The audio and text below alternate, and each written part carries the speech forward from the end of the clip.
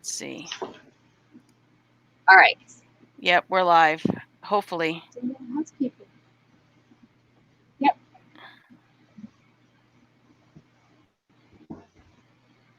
It's not showing me. Do you see it? Yeah, here it is. Wait a minute. Mr. Shannonite's in there. So yep, I hear it. I somebody see sees it. I see it now. Okay.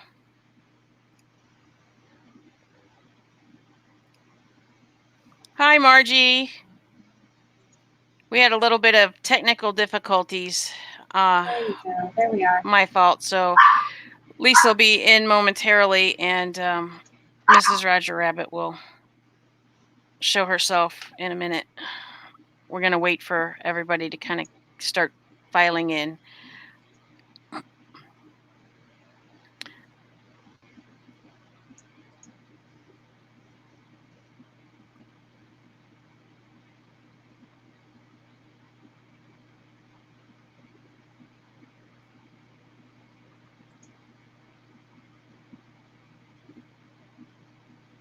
Okay.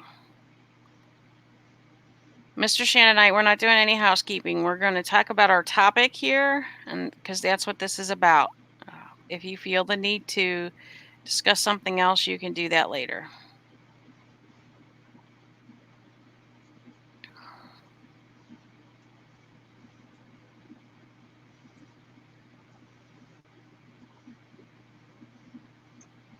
So hopefully...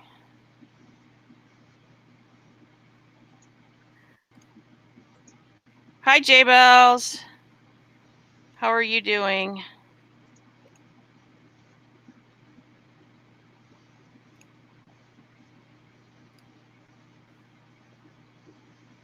I'm trying to wait for some people to get in. We got a little bit of a late start because I haven't quite gotten used to using StreamYard for these things yet, so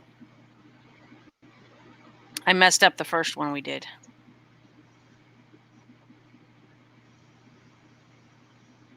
Mr. Shannonite, you don't have to say anything, and if you mention it again, I will put you in timeout.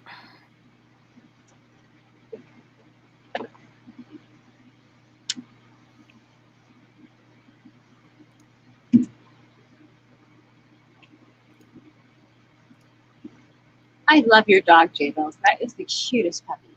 Mm-hmm. Well, no, not cuter than mine, but still pretty cute.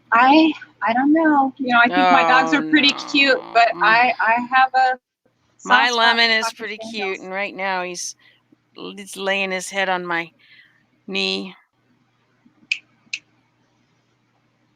My girls are beautiful, but Cocker Spaniels just touch my heart. Cocker Spaniels, huh? Boy. Oh, I love them. I didn't think Lisa was going to be gone so long. I would have made her straighten up her pillows. My goodness.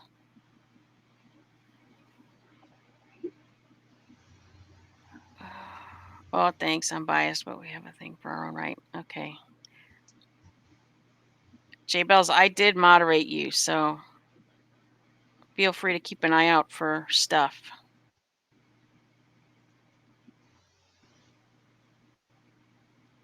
Absolutely.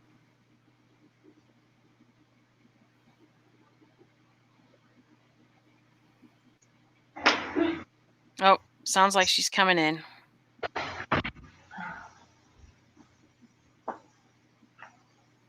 There you are.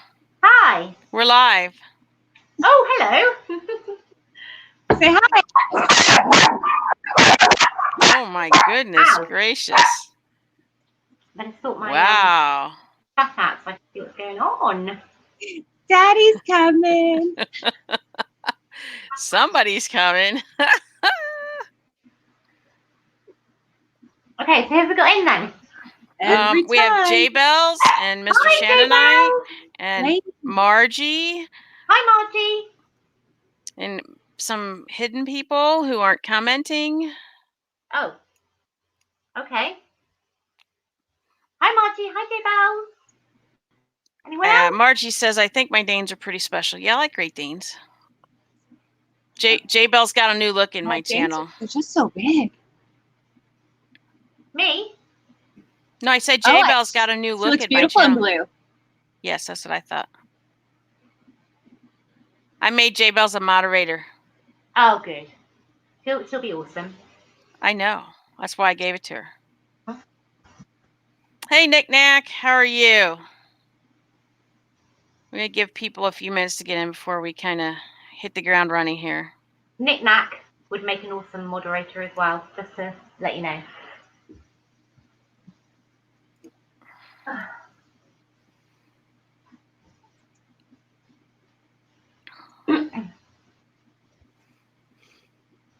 Okay.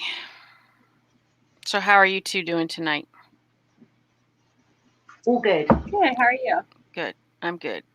In J-Bells we trust. I am happy to have you here, J-Bells, and I anticipate it could get interesting. Yes.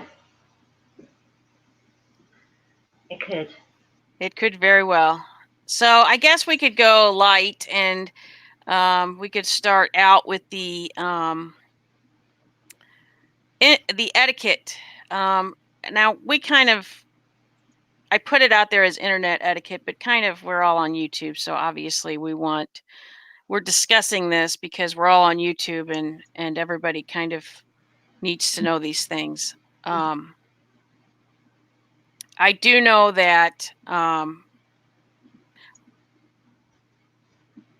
some people, I think, do not realize that when they're on, for instance, we're having a panel discussion here, and we have a topic, and I've asked certain people on, and so this is the topic we want to talk about. Everybody's saying hi at the beginning. That's all great and everything, but when we're in the middle of talking about a topic or a part of this topic, and then somebody else comes in the chat and says something totally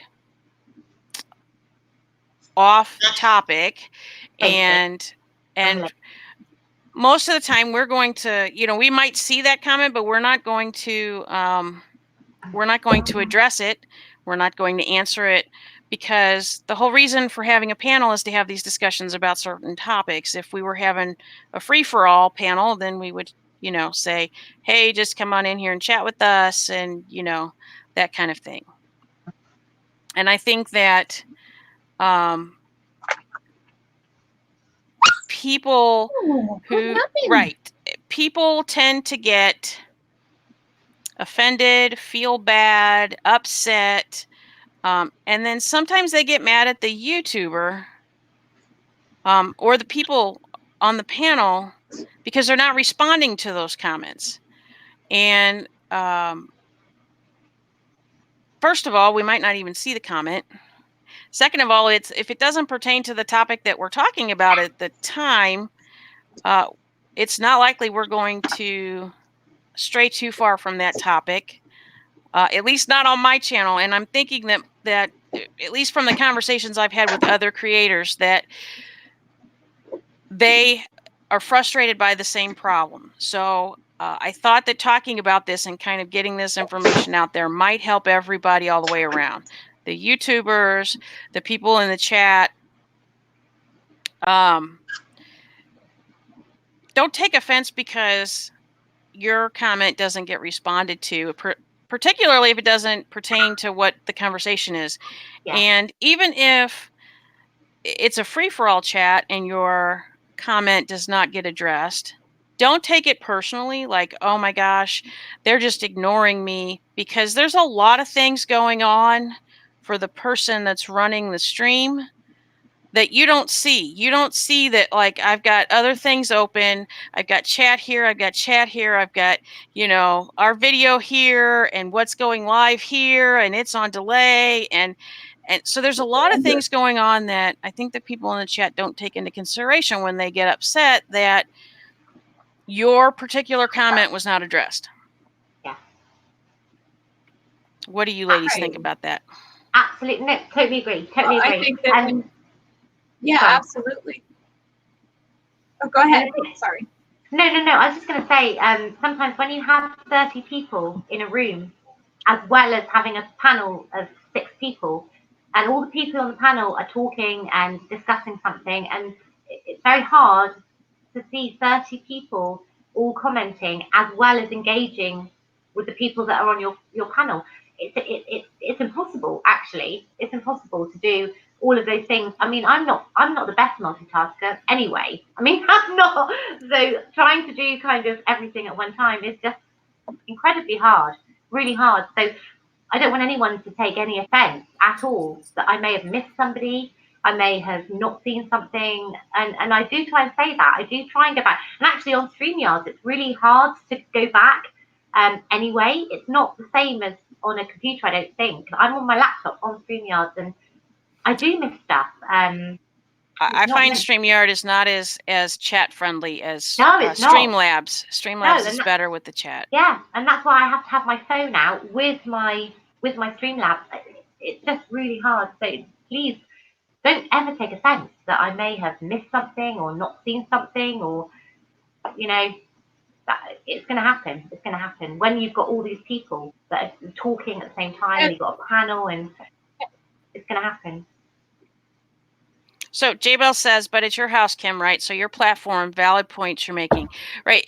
It's not about, I mean, we happen to be doing this on my channel. I wanted to offer the platform to have this discussion. And because I've had conversations with several YouTubers that have this very same problem, and they all feel the same way. They feel like they're hurting people's feelings are being hurt. The people are getting upset with them. That isn't necessary to be feeling, because there is so much going on for the person running the show, especially if they have a panel on top of their chat, that there are things that are going to be missed in their chat, because quite honestly, they've invited people. If they have a panel, they've invited those people to come on video and sound onto their stream, putting themselves out there. And if you're engaging in a conversation with that person, you're not going to see the chat that's going on. Yeah. Yeah, that's it. That's exactly it. Totally agree. The other thing is people bringing in drama from other channels into somebody else's channel, a third-party channel, let's say. So let's say or creating drama at all in the channel. Right. There's no reason for that to happen. And more I see it happening in more and more of the chats that I frequent, where people are like, oh, I don't like that person. And all it is people are saying hi in the chat. The chat is scrolling, and 10 people say hi, and then 3 of those people are like, oh, sorry, I gotta go, I'm not bringing the drama here, but I'm not getting along with Joe Blow over there. And that actually starts the drama there, because then other people in the chat are going, what's happening? And then Yes, the person whose channel it is, they're trying to figure what is going on here. I've lost control, and there's no reason for it. Yeah. None whatsoever. Sure. Yeah. And it's awkward. You got to cancel the first order. Well, right, because you're in the middle. Well, and if you say something and somebody doesn't respond, there's probably a pretty good reason they didn't respond. If they didn't see it, you can always email it to them if you think it's something that you need them to hear. But if it's something that they're just not responding to, there could be a reason for that. Yeah. Yeah. I think people don't often realize that the chat is just a running commentary. No creator or chat participant is obligated to directly respond to an individual comment, right? It's a commentary. That's correct. Yeah. Unfortunately, though, the people in the Right. chat tend to make the YouTuber feel that you're obligated to respond to everybody, because people get very hurt feelings if everything they say is not addressed. Yeah. But does that happen in real life? Absolutely. You're going to get ignored by people in real life too. they're going to miss something you say when you're talking face to face. Yeah. It's always going to happen. So why should they be held to a higher standard on a platform where they have even more people talking to them at once? Yeah. Right. Thank you, Margie. Margie says you're right, Kim. Right. So the other thing that I've noticed happens, maybe not quite as often, but somebody will jump into your chat and say, or they're in your chat and they've been talking to you and say, oh, so-and-so just went live. And, okay. Feel better soon, Kaz, please. Yes, Kaz. Thank you for letting us know you're here. Yeah. She said she would. She said yeah, she would. she's going to get a new color too. Good. It's one thing if you're in a channel that is advertising people or trying to help people grow their channel. That's one thing. If you're, for instance, a lot of times I'm playing World of Warcraft and maybe I have nobody there with me and it's just me and whoever's in the chat, or maybe I have Wyo there and I'm having a conversation with Wyo while we're playing the game, and then all of a sudden, somebody says, oh, hey, did you see, so-and-so went live? So I'm going to be between this place and that place. Okay. Yeah. My question is, what's the necessity of saying that unless you're advertising that other channel? And maybe that YouTuber doesn't want anything to do with that other channel. And so it's kind of rude. It's kind of rude to do that. There could be a real situation right that you're not aware of. It's also a violation of terms of service. Right. Yeah. Technically, it so is. You can have your account can be banned for doing that because it is a terms of service violation. Right. So calling anybody out in a stream or in a chat. That's true. Yeah. You can have your account canceled. Right. There are certain ways of doing it, I think. And it's different if, like, if you're friends with that channel or you have a relationship with that channel and all of your people know that.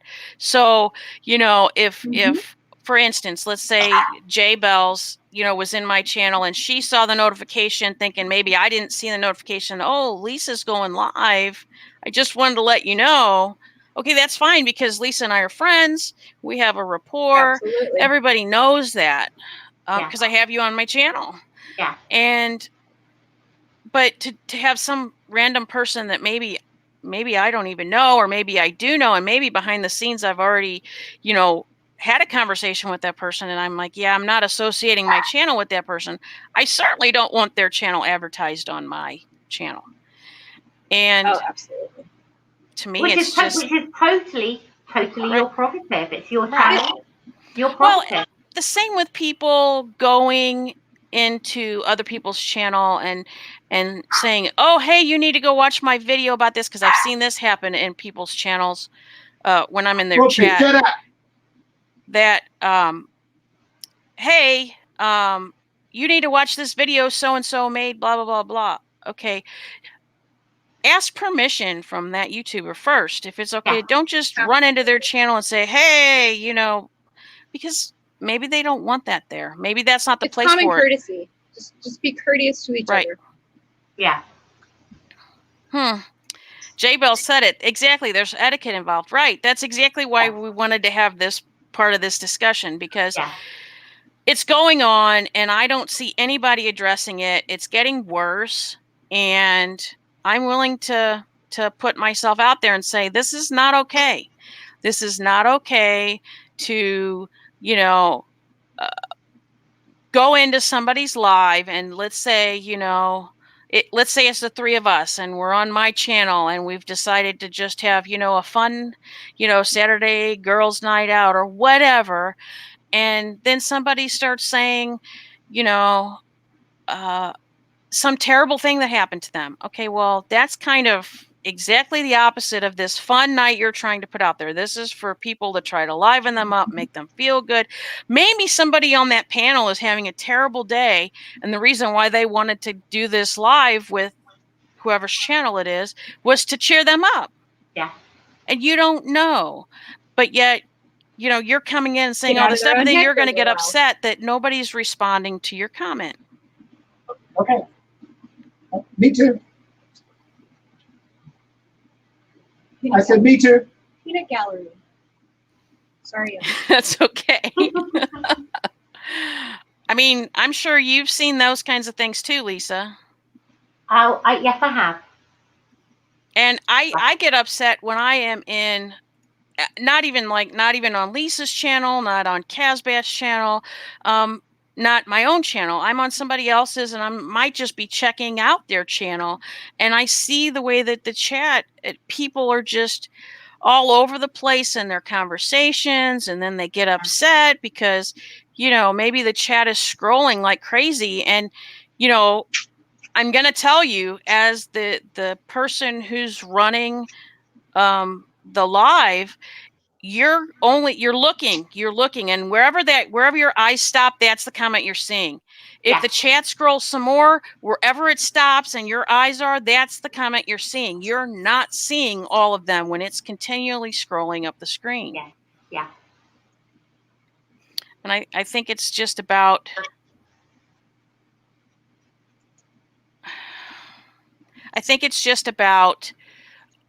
common courtesy to the person whose channel it is and the Yeah. other people in their chat. Yeah. That's the thing. That's the thing. It's courtesy. Just doing the decent thing. Thinking about how you would feel if you were in the situation. Empathy, actually. It's not just courtesy. It's empathy. It's how you would feel if that was done to you. I think is Right. is Consideration. Yeah.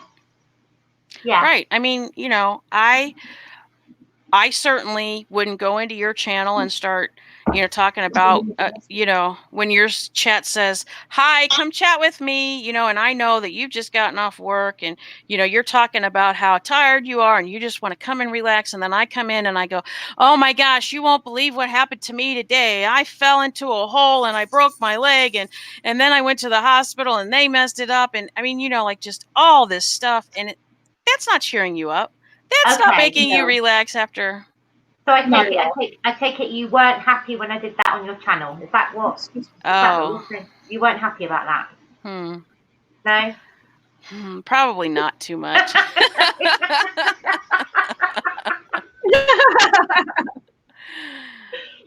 All right, I get it. I get it. So what do you guys in the chat? What do you guys think about that? I mean, you're on the opposite end. I mean, you know, I'm in the chat often too, but you guys are out there too in a bunch of chats. And do you not see this happening and think, "Oh, that's kind of rude for them to do that"?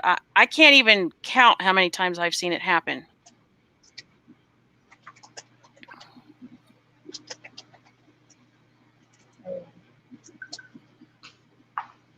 Lisa, did you lose something? I'm looking at the chat. You know you can hold it up, like, But I don't you want to know. put my glasses on because they look rubbish. And you need it really far away, is that what you're saying? Your glasses are fine. Everybody knows you have them. Okay, I can see you now. Okay. You know, I think part of the problem with the etiquette these days is the lines are very blurred. There's no clear black. There's this giant gray area overlapping. And if you step on that black line and you try to stay on that black line, all of that gray is going, well, you're just closed-minded. But, you know, the world really does kind of come down to black and white. It is or it isn't. There's no middle ground. I agree. You can understand people's perspectives, but you don't, and you can be compassionate towards them, but that doesn't mean you're going. Yeah.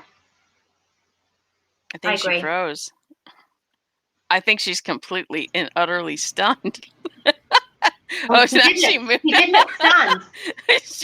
She did look very stunned, didn't she? So J-Bell said, there it popped up. I was waiting for it to pop up on here. Yeah. things get missed as a moderator. I get called out for not saying a direct hello to 400 hellos. So I'm like, I'm on a cell phone. It isn't possible. Right, J-Bells, that is totally not what anybody should expect from you. As a matter of fact, I don't think anybody who says hello in the chat should take offense to somebody not replying to that hello and saying hello. To me, when I go into somebody's chat, okay, like Lisa's, and I throw out a hello, half the time she never sees the first one, and that's fine. I don't take it personally. It's because she's got all this stuff going on. And I know what it's like. If I really want her to see that I'm there and she hasn't seen that I'm there, I'll say hello again. And if not, then I'll, make a comment that, kind of will show up in her eyesight, some kind of funny thing that I'll post. And then she'll, hi. Oh, yeah, I said hi, but Howdy, you Mr. can't J. expect everybody to address all of that. Hello, Hanging with Mr. J. Hi, Hanging with Mr. J. He said he'd be there at the end. Hello. You can't expect, you can't expect, especially 400 people, but even 10 people, you can't expect that every comment you make is going to get addressed by whether the host or anybody in the chat. You just can't expect that. You're throwing that comment out there just because you feel like throwing that comment out there. If somebody says something, fine. If not, you kind of have to be okay with that. Yeah. And actually, a lot of the time, I don't actually see people until I see other people saying hello to them. Right. So you get like 4 or 5 people going hello, hello, hello, and I'm like, oh my goodness, who have I missed? Who have I missed? So it's only when other people are saying hello that I actually realize therapy, if that makes sense. And in order, let's face it, if you're somebody who's going into that channel and going into that chat and making kind, useful comments, people are going to do that. When you go in and say hi, they are going to say hi back to you. Yeah. Oh yeah, when somebody comes in and disrupts the stream and you're in the middle of a point, somebody's talking about something, and they stop and go to the people that just came in but never get back to the point they were on, drives me crazy. Oh. Well, some people get so pulled away from the topic that they don't even remember where they were at. So they're never going to get back there unless somebody drags them back. Yeah. Yeah. J-Bell says, you're also busy on content that the chat are also listening to. So yeah. That's true. That's true too. Right. I think it's unreasonable for everybody who makes a comment to expect that that comment's going to be addressed. Because here's the thing. Sometimes the YouTuber who's running the live, they're not going to see half the comments, and they might go back the next day and they might go read all those comments. Yeah. So it's not necessarily that your comment gets missed. It's just that they didn't see it then. They might see it later, and that's it's just fine. missed in the moment. Right. I want people to stop being offended or upset or some people actually yell at the YouTubers because they're not being acknowledged. Am I blocked? Nobody can see me. What's going on here? Well, if you put like a hi and that's it, it's just this little bitty thing that is easy to scroll past. It's easy for the chat to scroll past it, and you're not going to see it. If it's longer or a sentence or has a couple emojis in it, it might be easier to see. Emojis is good. Yep. But especially emojis that your eyes like. Yeah. Because they go right to them. Yeah. And you're like, oh. Yeah. For sure. Exactly. Okay, so. But it's easy to get lost. It is easy to get lost. So so we kind of talked about the manners and the politeness, and one of the other notes that I had made on this was regard for others. So and I think that is probably less for the YouTuber to the chat.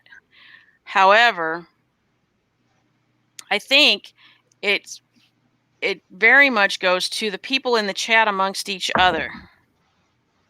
If there are two people in your chat who have an issue with each other, there's no reason that issue needs to be brought up in your channel. They can say hi, they can talk to other people. They don't have to even acknowledge that the other person is there. They can do their thing. The other one can do their thing. This one who doesn't like this one can do their thing. And it's okay for everybody to be in the chat together. They don't have to fight in your chat.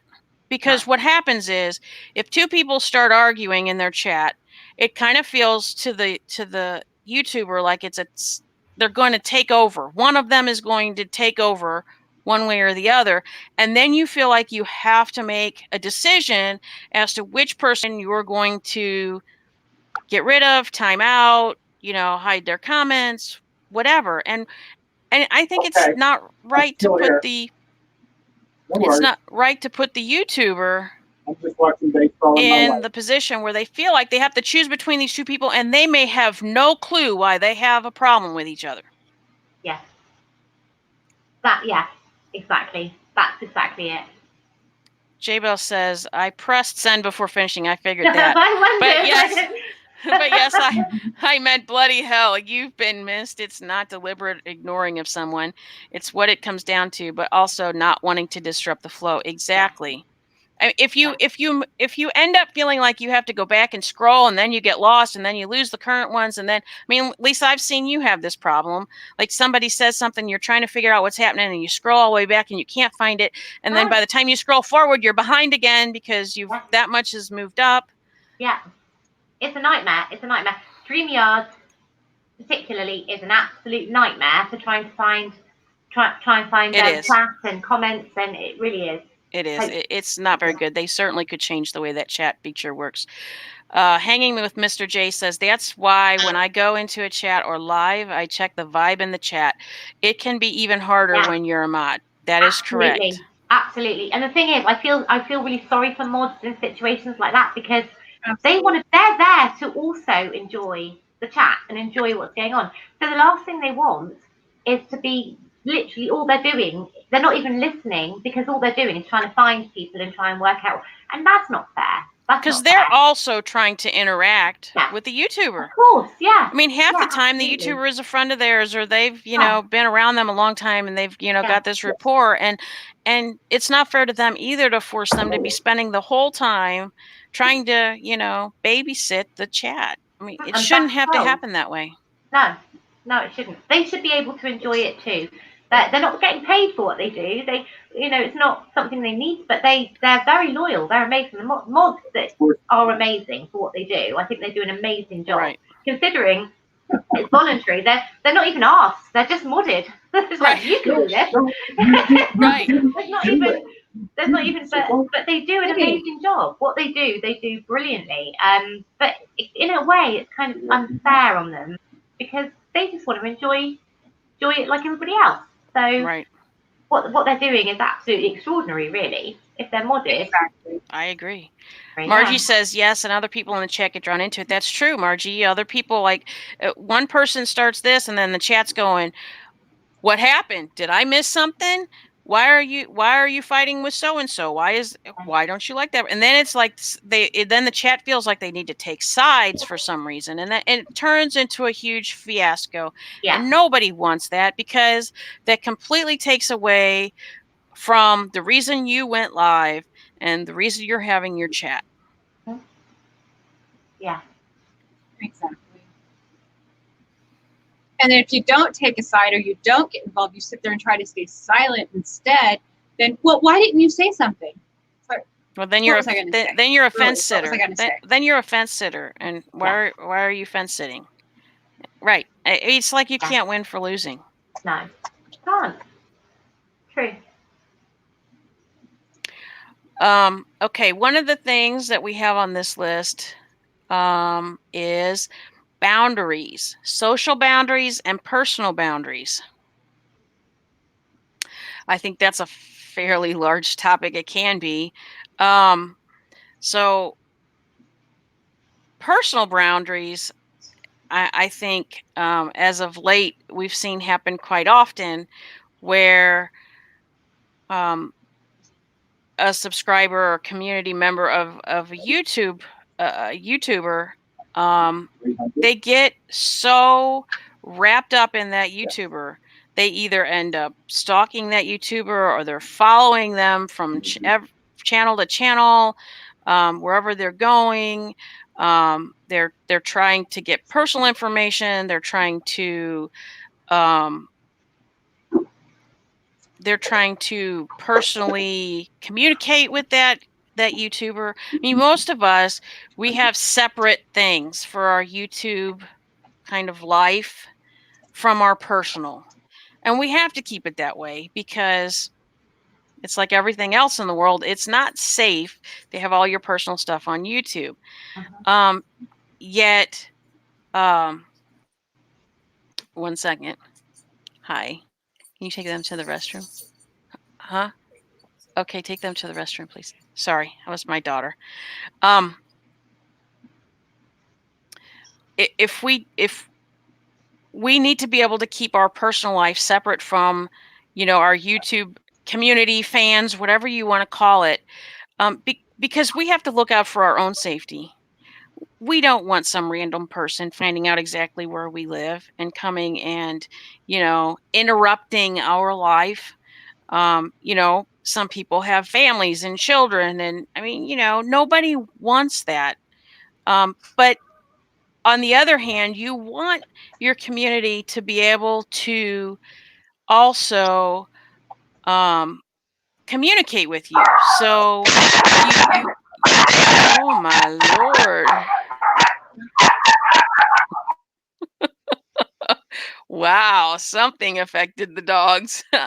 um, you look a little shocked there, Loopy Lisa. Well, I think my cat's being sick. I think I've got to get my cat being sick. I don't know if that was your dog, actually. Okay, we're having like Animal House here. But we want to give people the opportunity to interact with us because most people are not going to come onto a live panel. They don't want their face shown. They don't necessarily want, a black panel with their voice popping in and out. But we want to offer them the ability to be able to communicate with us, talk to us, ask us questions. And like I've done that through Discord. That's why I have my Discord channel. I can keep the riffraff out. I can ban people that can't behave. Yet I can give everybody an area to come in and have reasonable conversations, get to know each other, get to know me, get to know other YouTubers that might be in there, and other people use Twitter, Instagram, all of those things, and those should be the utilities that that your community uses to contact you. They shouldn't be looking to circumvent that to come and break into your personal life. J-Bell says this is a great topic. I think you exploring it is very necessary. It shouldn't be, but apparently it needs this breakdown. Thanks for extending the discourse. Yes. Well, especially that point there. People don't take no anymore. It's like if somebody Right. doesn't show an interest, that usually meant people would back off, and now when you don't respond, they think, oh, okay, that just means keep going. And Uh-oh. I think we just completely lost her. I think. Hopefully she'll be back. But yes, you have to keep those boundaries separate, and then there's the safety issue. One of the things that we're going to talk about when we get to the safety part is Facebook. Facebook is, here we go, we got her back. Okay, I'm sorry that you got cut off there. Yeah, you fell away, didn't you? I did. I fell. You fell off your chair? Someone left the door open and slipped right through. Oh, now my dog's going. Go ahead. What were you saying? Because you just like completely dropped off. Oh no, where was I? Okay, let me think again. I was What was I talking saying? about, you know, like that's why I created the Discord so that we could keep our personal and YouTube audience separate, yet they can still interact with us. And you were making a comment, and I can't honestly remember what you Right, were. the social boundaries that are there. Right. So if somebody stops communicating, if they don't respond to something you've said, you might take that as a hint. It could mean they're not interested in that from you, or they really just want this to be a YouTube thing. They don't want to bring YouTube people into their private life for whatever reason. Right. You know, there could be a husband could have a crazy job. The kids could be in school and they just don't want to deal with that. There's so many reasons, but you have to respect that because that's people's wishes. Right. And So we have to respect those boundaries. If you ask, you know, if you ask a YouTuber, say, well, you know, what's your Facebook name, or, you know, what's your Twitter handle, or, and they don't answer you, the reason why they're probably not answering you is they're not giving it out. They don't want to give it to you, and they don't want to be rude and say, yeah, I'm not giving it to you. So the best way for us, it's the same way with negative comments, bad comments, inappropriate comments in the chat. The best way to deal with those is to ignore them. Because if you mention them, say them, then, you know, it ends up changing the course of the conversation. There's no need for it. If the comment is not something you want to address, if somebody asks you a question for information you don't want to give, and the YouTuber doesn't, you know, just doesn't say anything or doesn't respond, just kind of take that as a hint that they don't want to give that out, and be okay with that, because it is our private life, and, you know, we have to keep, you know, our lives where we want them. We have to set our boundaries, just like everybody else has to set their boundaries. Is your cat okay, Lisa? Sick. Oh no. Quite sick. It's okay. It's all right. I just had to go and sort it out. But it's fine. But the cat is okay. That's Just fine. No, the cat's okay. Did the Big cat thing. catch it from Casbat? Maybe. You should not let the two of them talk on the phone anymore. But yeah, no, I thought it was a hairball. It wasn't a hairball. The safety issue is a huge thing, right? There seems to be this given untapped access to creators, right?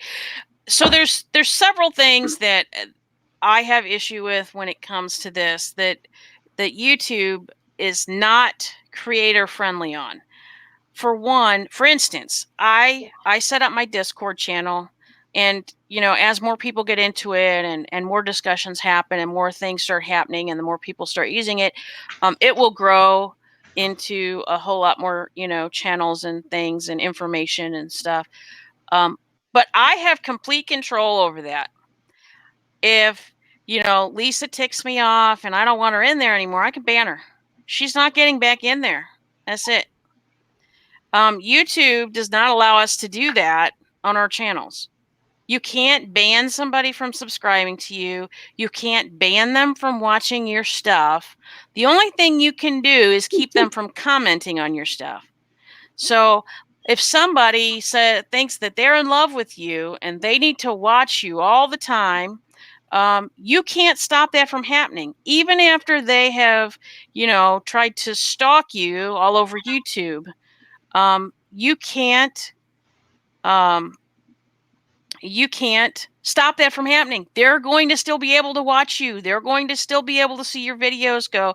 There's nothing you can do as the creator to stop that from happening. I think that's a huge issue. They can create account after account. You can ban as many accounts as you want, and they can just keep creating them all day long. It doesn't make any sense to me. It makes no sense. They need to do IP bans.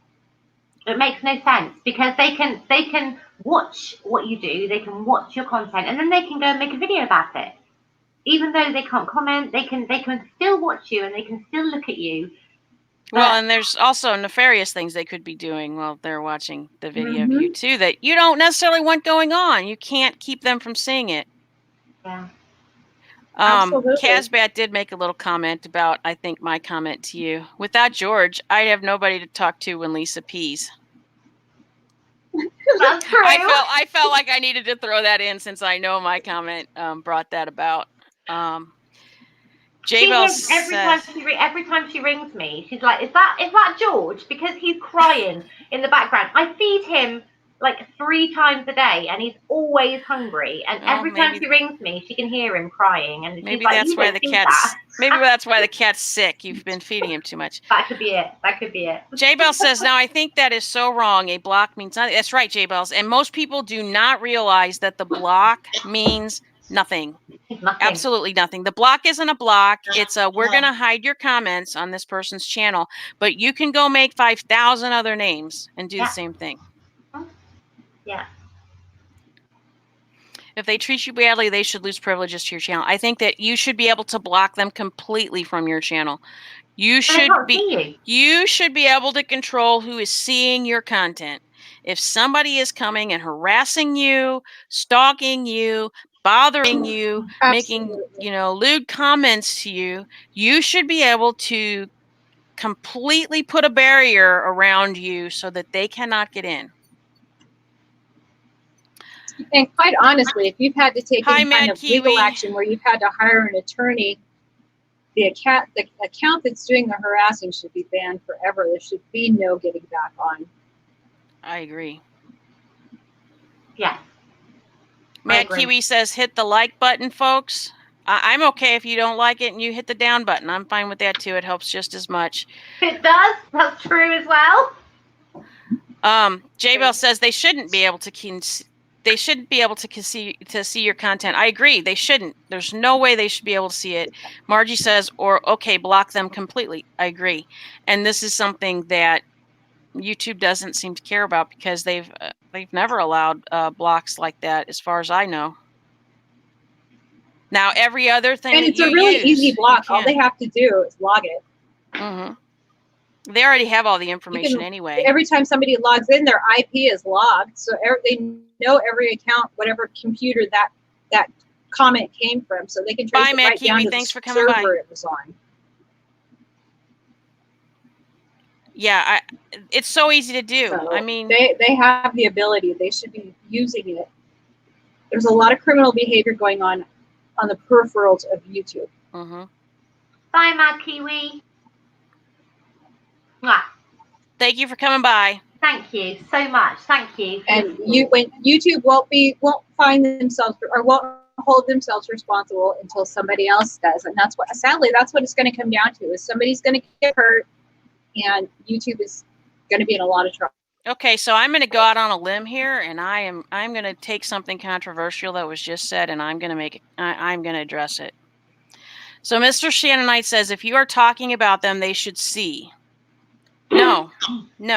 If I'm on the phone with Lisa, if I'm on the phone with Lisa, and I'm talking about Mrs. Roger Rabbit and how she acted like an idiot in somebody's live the other day, nobody can hear that conversation.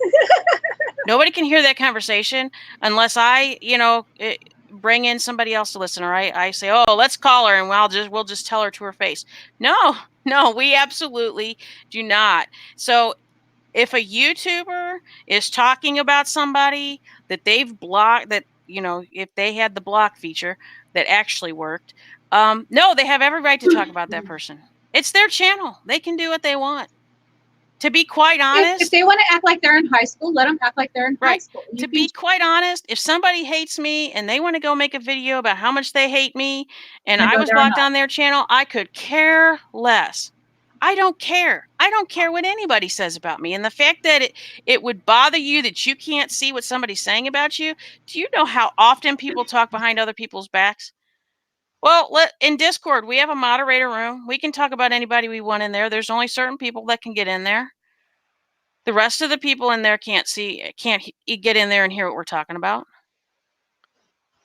That's no different than real life. There's no reason why you shouldn't be able to block people from your channel. And if they want to talk about the person that's blocked, that's up to them. I mean, surely they have better things to talk about than the person they blocked. Mad Kiwi did say goodbye, Lisa. I know, I said goodbye. Bye-bye, Mad Kiwi. Mwah, And lots of love. J Bell says, "Oh, huge criminal behavior, Mrs. Roger Rabbit." Oh, she's back again. And yeah, sure they are. Casbat says nobody has the right to hear anything. That's right.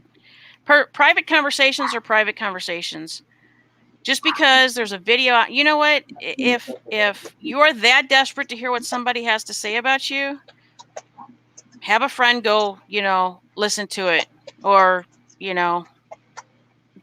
Skype with them, and then you can watch it that way. I mean, seriously, if we're being that petty and we have to do that to see something, yeah, we probably should just stay away with it and away from it and spend our time elsewhere, because it's just a complete waste of time.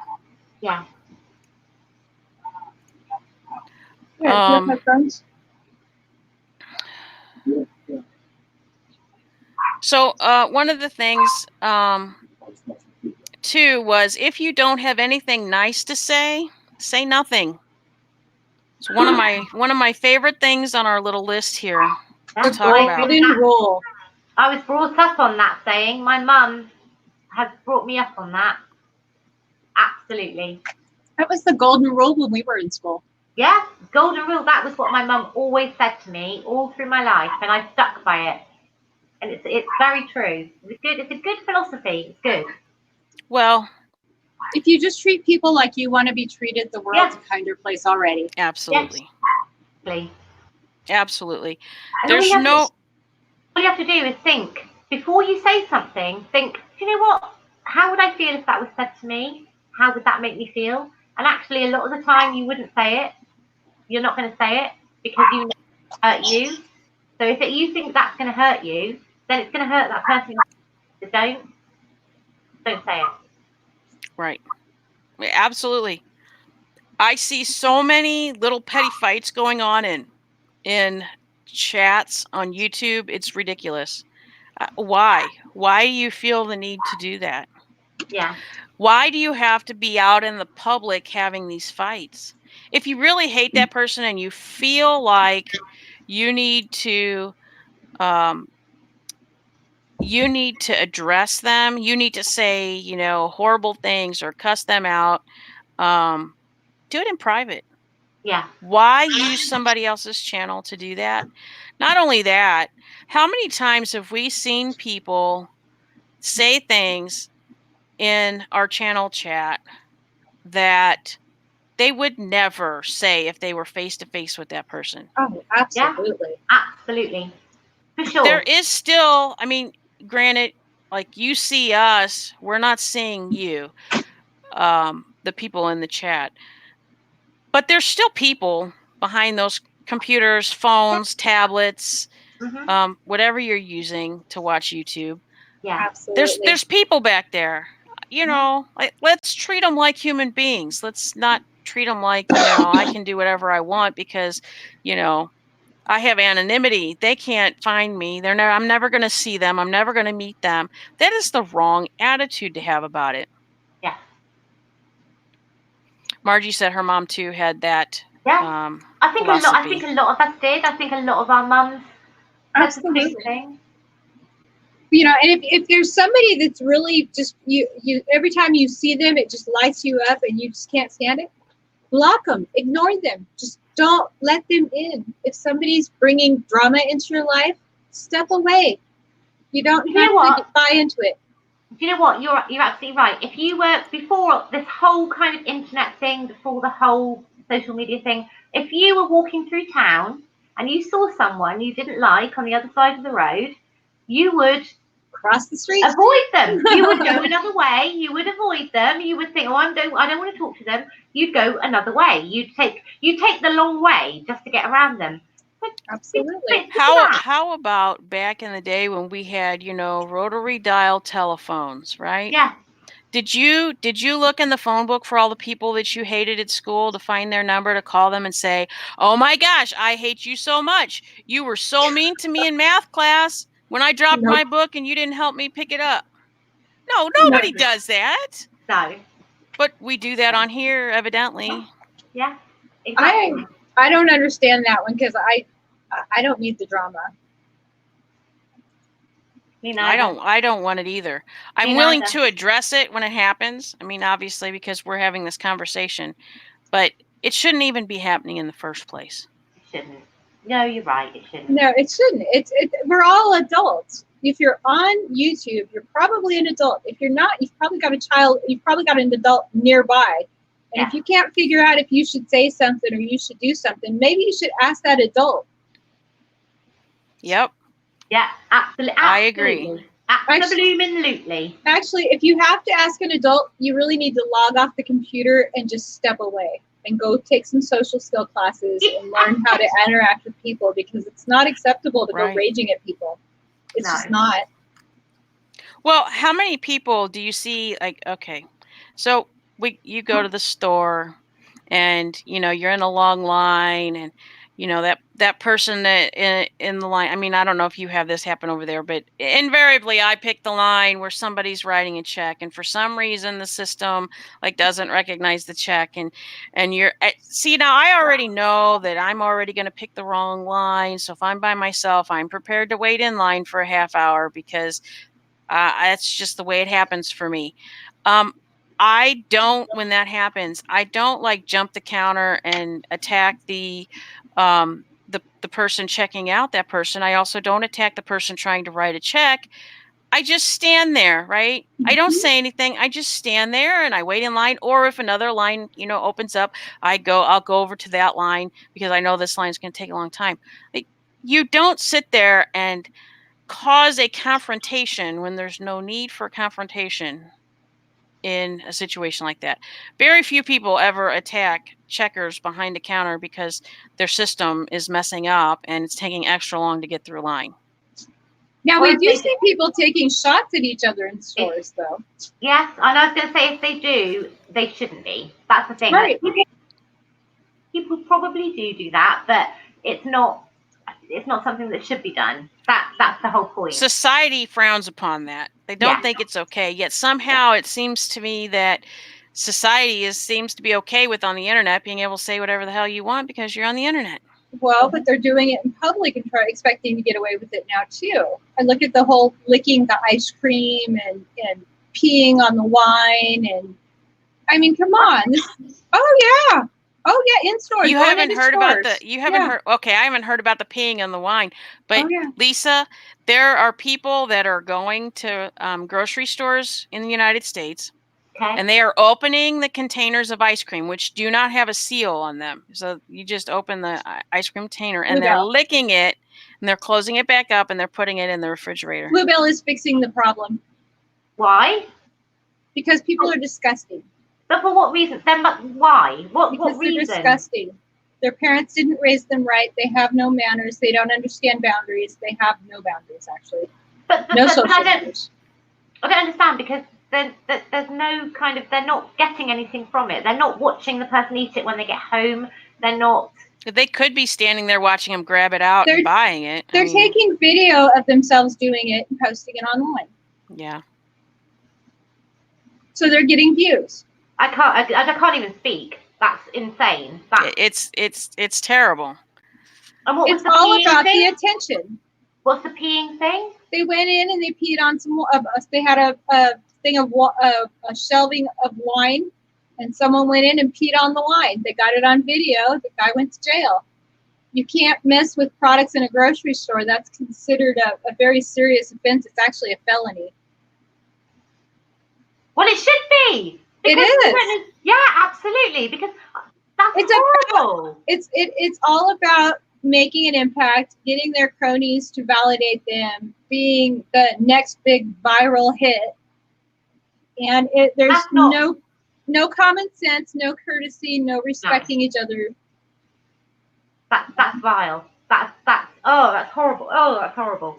It is horrible. It is Well, very horrible. Look at when you go into grocery stores now. We have a lot more kids that have issues, and instead of keeping them at home or locking them into some kind of institution, parents take their kids out with them now when they have special needs and issues. And there are people that will walk up to these people and tell them off because their child is making too much noise. Who the heck are you? Yeah. Seriously.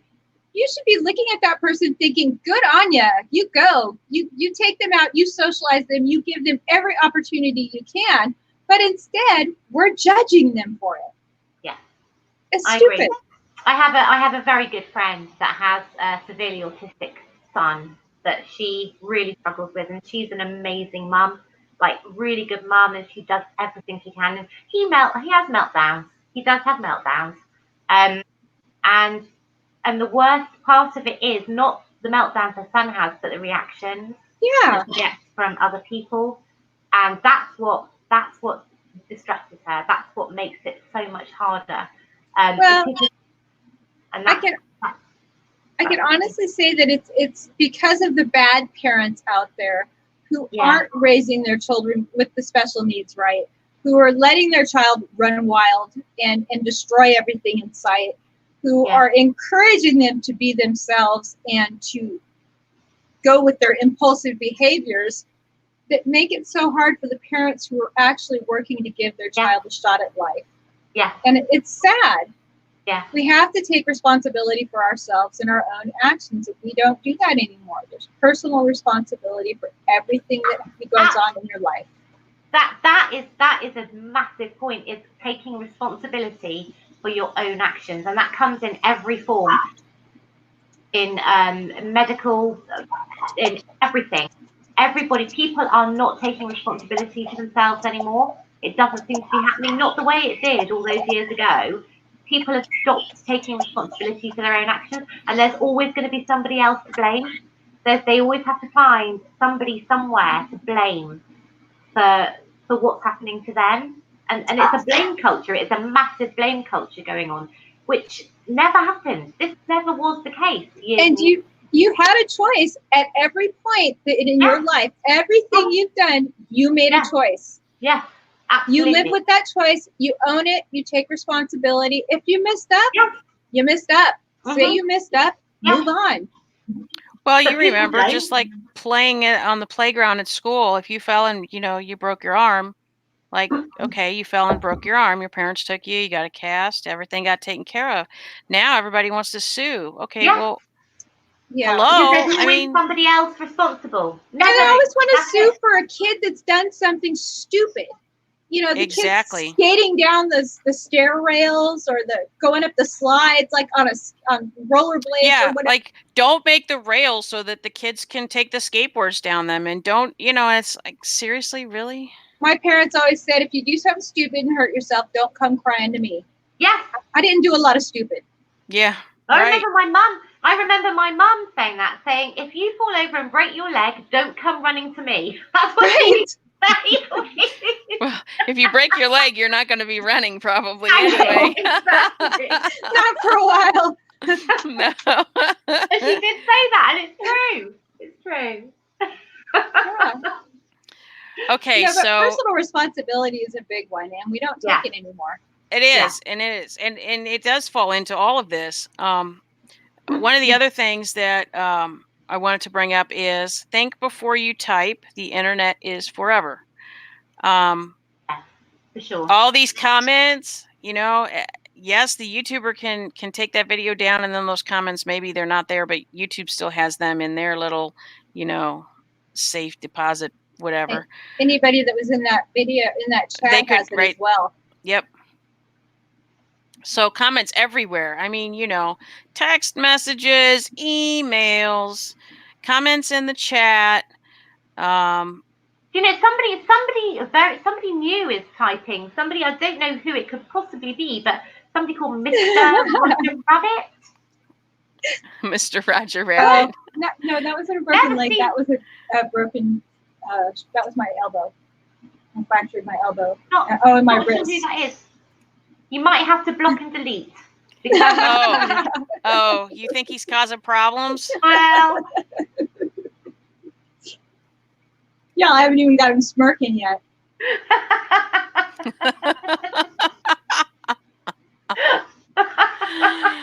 Oh, he's but a happy boy. He's got cookies. one of the things that we talk about quite often among my friends is people making all these Facebook posts and YouTube videos, acting all kind of stupid, saying all kinds of things. They're going to have problems getting jobs down the line. They don't even think about that. Yeah, because once they see what you look like, they can, or if they get a picture of you, they can just go look at. And if you Google an image, you can pull up a lot of stuff. Mm-hmm. Lots of people here have actually lost jobs or not had jobs because of stuff that has been found on social media. It's out there forever. It's out there, and it's so easy to find. And do you know what? Some people do silly things. We've had people at work where they're off sick. And yet they post on Facebook that they're out at Thorpe Park and it's like they don't see the whole reality and Facebook thing. They don't see that people at work are going to see the fact that they're off sick, that they're at Thorpe Park having, and it's almost like they don't correlate the two, the reality and the Facebook doesn't seem to correlate with them. And I don't get that. I don't get that at all. And they've lost lack jobs. of intelligence. They've lost jobs. Lack of intelligence. No impulse control. Well, I'm not sure. I'm not sure whether it's a generation thing, because it tends to be the younger people that It that is kind of, like my daughter. My daughter does stupid stuff like that. She'll say she's not feeling well, and then she'll put pictures of her and the baby at the park.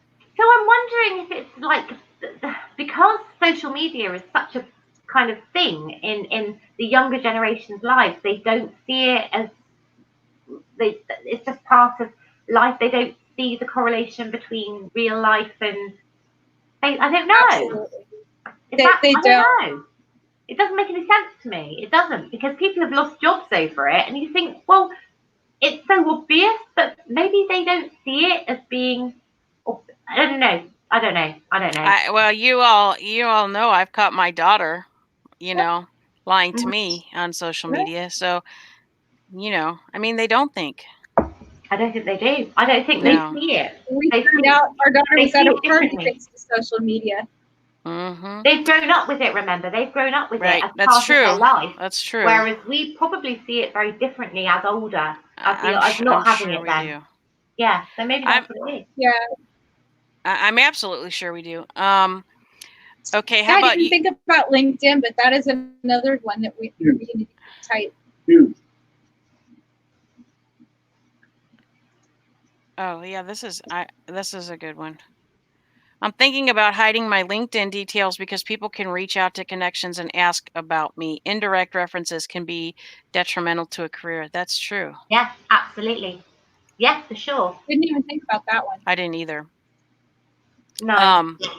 Okay, so how about you can be passionate about something without being unkind? Oh, absolutely. Yes, of course. Oh, absolutely. Yeah. Absolutely. You can support somebody, you can back them up. You don't have to believe the same thing everybody else does, but you don't have to be ugly about it.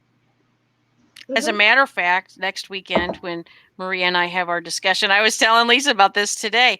This the Amber Geiger case, her and I are going to have a discussion about it, and we do not agree. We're coming at it from two different angles. It should make for a very interesting discussion because we don't agree. When we agree, it's a little, less interesting, maybe. But it can get quite heated. You got two Italian females with, opinions. It could be interesting. I was saying, I think that's what people love. I mean, if you two have exactly the same opinion and are just discussing something with the same, that's, the fact that you two have different opinions is perfect. Perfect. Right. Yeah, absolutely. But that's what people want to see. Well, right. And you can do it without being unkind and still, have a friendship at the end of it because, I mean, it's a discussion. It's like, people do not have debates anymore. It's almost like they want to They want to change your mind. They want to brainwash you to their side. It's Right. not. They should be discussions. Yeah. It's. I mean, we're seeing a lot of drama among the true crime community because well, this person's doing this and this person's saying this and this, and yes, there are definitely people doing things that they shouldn't be doing. There are people being, but you're not going to stop those people and causing fights and other people to fight and these channels to fight with each other, and there's just no need for it. No. No, and you can have a difference of opinion. You're not going to change that person's mind. If you're discussing why you feel that way, let them discuss why they feel the way they do, and then you guys have an understanding of each other a little bit more. It's not going to change their mind on how they feel, but it does give them a little more perspective into why you feel the way you do. And it's a great way to learn about people, because as you do that, you learn it's not black and white with everything. Some things, yeah, you feel strongly about this part, but this part you understand why they feel the way they do. Or this part over here, you get that there's passion there. You understand why. It's a beautiful thing that everybody's passionate about things and that they feel that strongly about stuff. But you have to be respectful and polite with each other. Treat each other like you love each other, whether you do or not. Absolutely. Yes. And that's the key. That's the key in the end. Right. Yes. It's kind of like debate class. Do you remember taking debate class or having debates? Yeah. Back in school. And you're taught it's not about convincing the other side. It's about stating your points clearly, concisely, with having backup. When you're having a discussion with somebody who you have a difference of opinion with, you can do the very same thing. And sometimes you might learn something that they knew that you didn't know. Can I just point something out? What? I probably have to tell you here that that I was in a debate with somebody at school, and I ended up being banned from doing it because I called them a moron. And apparently that's not allowed. No name calling in the debate, Lisa. I called them a moron because I was very passionate about what I was talking about, and I called them a moron, and that was not allowed. If you had said, that was it. I was gone. I'm going to tell you how to get around that next time, okay? So don't do that, guys. Next time, don't call them a moron in the middle of a debate. No. But you can't, well, I don't know if you can still say it, but I did learn when I was in high school, you could say, if you choose to be ignorant, that's your choice, but I choose to educate myself. And that would be the same thing as calling him a moron without calling him a moron. No, I just called him a moron.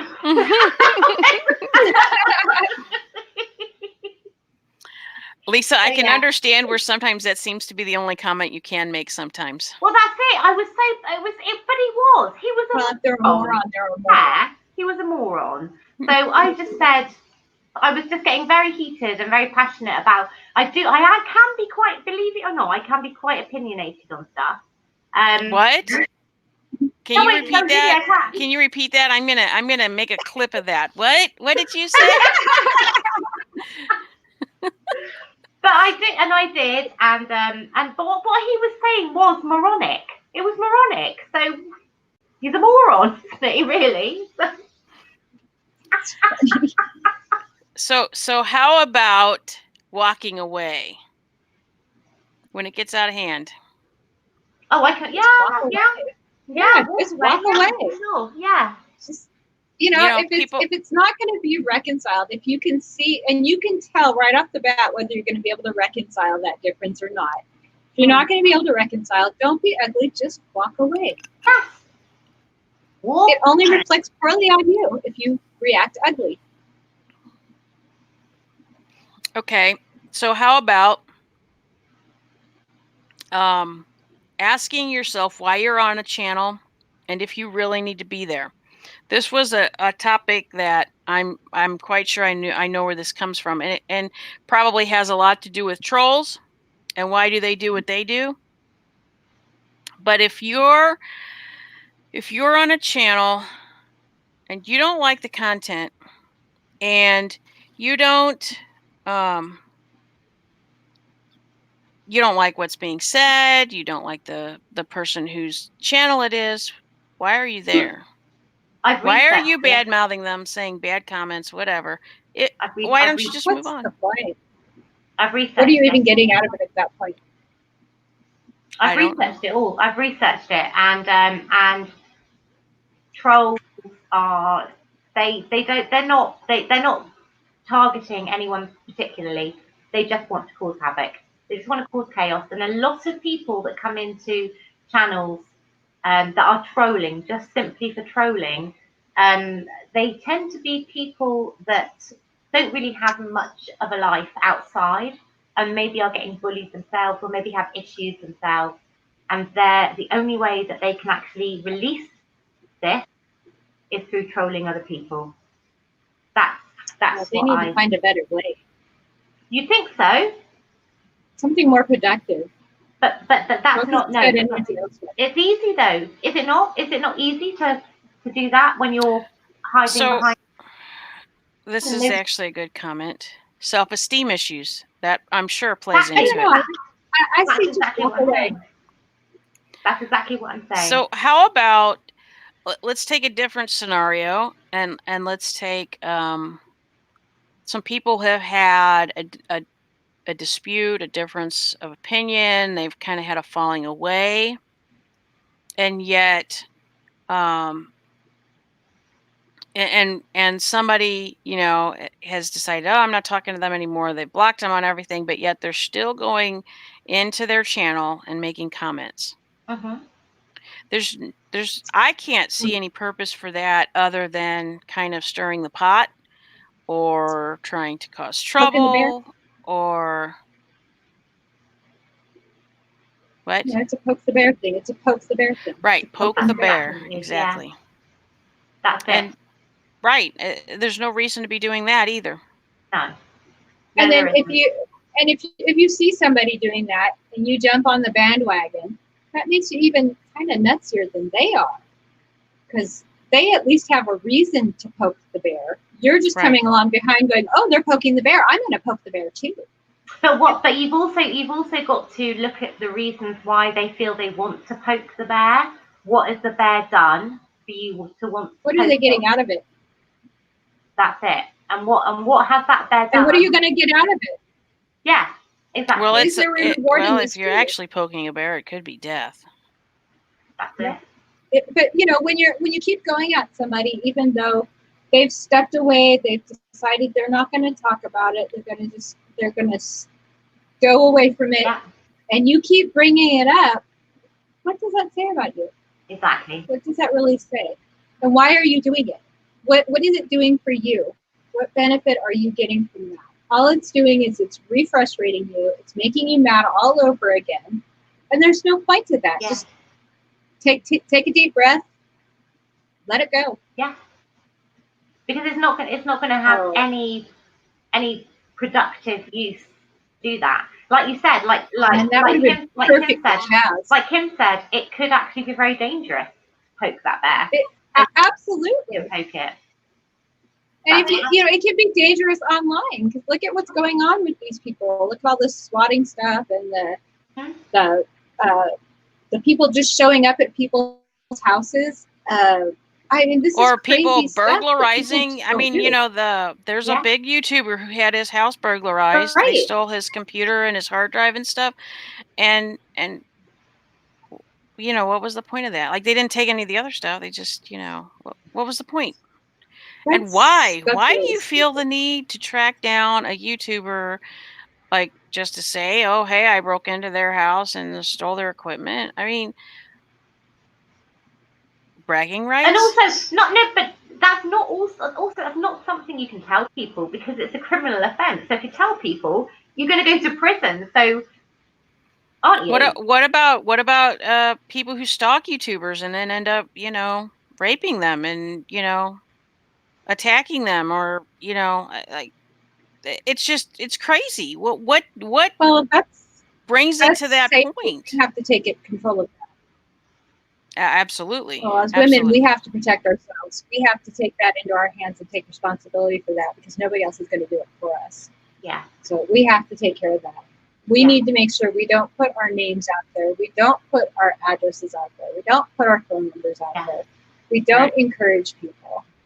Because, my husband could tell you, we've been down the road with that stuff. And, when we met, I was a bikini model. So we've had a lot of stalkers. And I don't make it easy for them. I don't put my information out there. Every site I have is locked down tight. Everything's private. Yeah. And he's a backup on everyone. So, but even with that, I still get stalkers, and I take all the extra precautions. So all of these people putting that information out there willy-nilly, that scares the death out of me. I mean, that is just, woof. Yeah. We Yeah. gotta think. We gotta think that everybody out there wants to hurt us. Yeah. Because if we don't Unfortunately. think that way, Isn't that sad though? Is that not it sad? is. Because all my It life, I've always seen the best in people. I've kind of always wanted to see the best, and all of a sudden, I'm having to see the worst, just so that I'm Yeah. safe and just so that I'm not vulnerable. That's sad, I think. You have to protect yourself. Yes. It's a scary world. It's not the world we grew up in. I know. But okay, the world we grew up in wasn't that great. I got my first bodyguard back in the 80s, so early 80s at that. So yeah, it's not that different. We're just more aware of it, and it's easier to find us because we have so much social media now. Yeah, That's true. but that's the thing. That's what's changed. Okay, so before we fully deep dive into this safety issue, one more question. Wee. Can I have a wee? Okay, so I'll do this question first. Can we do this question first, because it shouldn't be very long? Yeah. When is it worth reporting a creator? I've never done that. I've never done it, so I don't know. I do. I've I never. report hateful. If you're producing hate, or if you're producing violence and putting it out there with like, What about porn? there was the New Zealand shooter. I reported everybody that posted that. I reported the creators on that one. Porn, I agree. That one those need to be reported too. This is supposed to be a family safe site. My granddaughters are on YouTube. They watch YouTube. And it should be something that I could turn any video on and not have to worry about what they're going to see. I've never done it. I have to say I've never done it. I have a different perspective, and I'll be honest about this. I have a much different perspective because we live in a very anti-Semitic world, and my husband was born a Jew, and I converted when we got married, and because of that, I see a lot of hate, and I see a lot of ugliness, and unfortunately, on YouTube, there's a lot of anti-Semitism. So those are mostly 9 times out of 10. That's what's getting reported. It's anti-Semitism. The hate is ugly. It's ugly. It's so ugly. And, my husband and I, we've never hurt anybody in our lives. We would never hurt anybody in our lives. And everybody we know would never hurt anybody. His grandfather fled Egypt during the pogroms. He knows what it is. He knows what happened. He has cousins and aunts and uncles and things like that were killed in concentration camps. So he knows what it is. We know what that world was. And to see that so prevalent on a platform like this is very disturbing. Okay. And they're fostering it. Don't you maybe think? Maybe I don't watch enough stuff that's controversial enough for me to. Or haven't run across it, maybe. Yeah, no, I don't even have. No. Don't you think it's important too, though, that people be aware that there is the report feature and they do need to report those channels? Oh yes, absolutely. Oh, for sure. Yeah, for sure.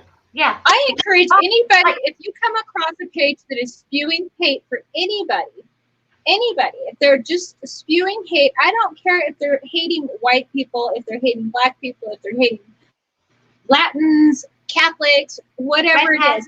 If they are spewing nothing but hate, they need to be cut down. They need to be reported. Hate should, only thing that's going to kill hate in this world is love. And the only way to do that is to stomp out the hate. Yeah. Got to take it out of our face. Yeah. Okay, so Get the hate out of everybody's face. Yeah. Lisa, if you want to take your break right now, Fine. we'll cycle through. Okay. When you get back, I'll go take mine. Go ahead. Okay, let me just mute.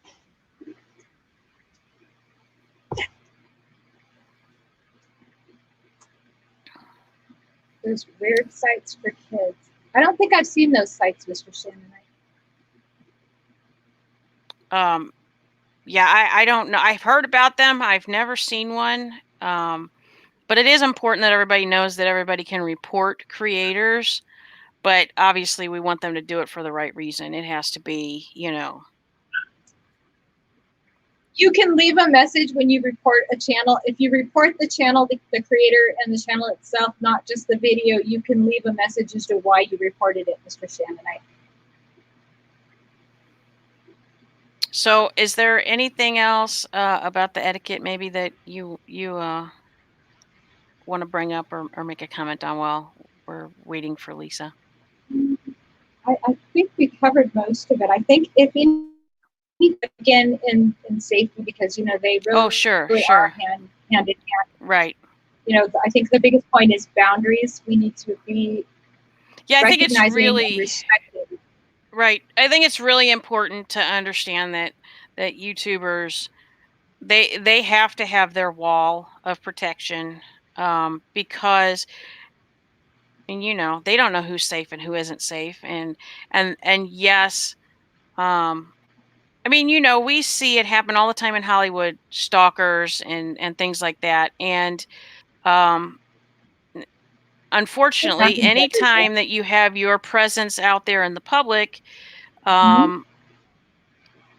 you obviously can become a target very easily, and you want to be protected. So, see, that's exactly how I got my first stalker. They put me in an ad campaign, and I wasn't even featured. I was just a picture on a wall or a picture on a desk or something. It was one of those kind of ad campaigns. Right. And after that, some guy got my number. It's like 40-year-old guy. I was 12 years old. He was like 40. And he's showing up at my school, showing up at my house. My dad's like, we can't have this. No, we're going to start carrying this gun with us everywhere we go. And then he had to hire somebody to go to school with me because I couldn't go to school with this guy following me. And he followed me everywhere I went. Yeah, that's terrible. Yeah, it's creepy. Well, People can be really and what makes them think it's okay to do that? I mean, that's also the flip side of that. What was he expecting from that? I was 12. I don't know. 12. I don't know. Little girl. I was still playing with Barbies. Yeah, at 12, a girl is certainly not, well, 12 now maybe a little different, but 12 then not so much. Not then. I was roller skating and playing with Barbies. Mm-hmm. Right. Yeah, and I think that, I don't know, if the people I think that were doing that are stalking people, I think if they thought about if the roles were reversed, how they would feel, it might have a different effect on them. I don't know. Some people like it. Well, you're right. Some people know exactly what they're doing and they're messed up. They don't care about whether it's good attention or bad attention. It's attention, and that feeds some people. So they encourage those kinds of people. And then when they come in across someone like us who says, back up, they don't know how to back up. They just keep going, and it's like, you're going to jail. You're going to go to jail. Yep. Yeah, it's a shame that you have to be this way. And quite honestly, anybody who has social media out there, they can have the same thing happen. I mean, because your stuff's out there. Absolutely. Oh, I've had problems for years. It's AOL all the way back to AOL 20 years ago. Oh my gosh, I remember those AOL chat rooms. I actually got to the point where I wouldn't share my picture with anybody. Nobody knew what I looked like until I got with my husband. My husband and I had been talking for about a year? Almost a year, and I finally sent him a picture, and he shared it and said, yeah, this is her. You didn't share it? So, okay, so nobody knew until I started putting my pictures up. Nobody knew what I looked like. So it kept me safe, though. I was online for probably 2 years without a picture. Yeah. And I loved it. I wasn't judged based on this. It was Right. this. They looked at my brain for a change. And that was so nice. Which is one of the When you nice meet things about that. But, It is. unfortunately, it's like you don't know who you can and cannot trust on the internet because there's so much, so many people lie about who they are and what they are. They purport themselves as Right. something that they are completely not. I mean, Well, even he was to the point catfished a that, couple. you've got men saying they're women and women saying they're men. Hubby says I was catfished before catfishing was a thing. Oh, ICQ. Yeah, I remember those that- days. Is that the one? Is that one that who was on that? One of our friends was on that. Sam? Was it Sammy? Which one was that? Is that the adult site? ICQ? Yeah. No. ICQ was gamers were using it for chat. Oh, is it? Yeah. It's like Gamers everybody used has a ICQ for communicator. chat. What was that one that everybody was using that was adults? That like 20 years ago, it was something similar, but it was the letters. It spelled it out, but it wasn't the like spelling it out. Oh, I see you. ICU was it Oh, I ICU? see you. OICU? OICU. We had a lot of friends on OICU, and that was a weird one. So does anybody in the chat have any questions about the etiquette part or comments or anything else you want to say about that? While we're golly, I think she might have fell in, but she's probably taking a. Lisa, did you fall in? Lisa, you okay? I don't think they ever moved. Lisa's so funny. Is anybody else still out there besides Mr. Shannonite and Mr. Roger Rabbit? It says there's a few people there. It does say that. It seems like nobody's commenting though. I don't know if they're just listening in the background. There she is. I'm gonna get us a hot seat. I'm gonna get us I a hot. finally came back. Don't forget to unmute yourself. There we go. Okay, so now it's my turn. Oh, interesting. Okay, so you better behave yourself. Me? Yes, you. I'm going to go and use the restroom, and I will be right back. How exciting. Okay. What can we do? What can we do? I don't know what to do because she was talking about this earlier. So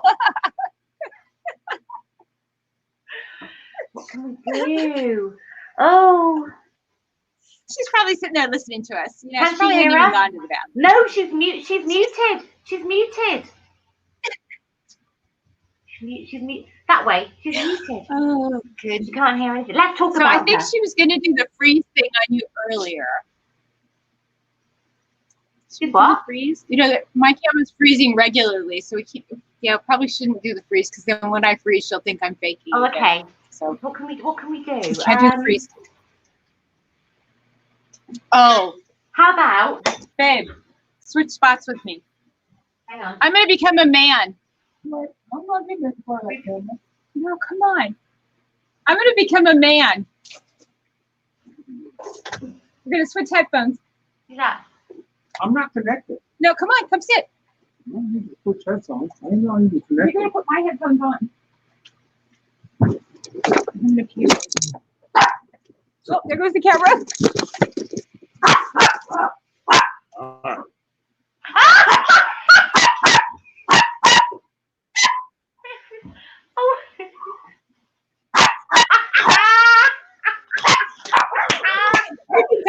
Exactly. You know?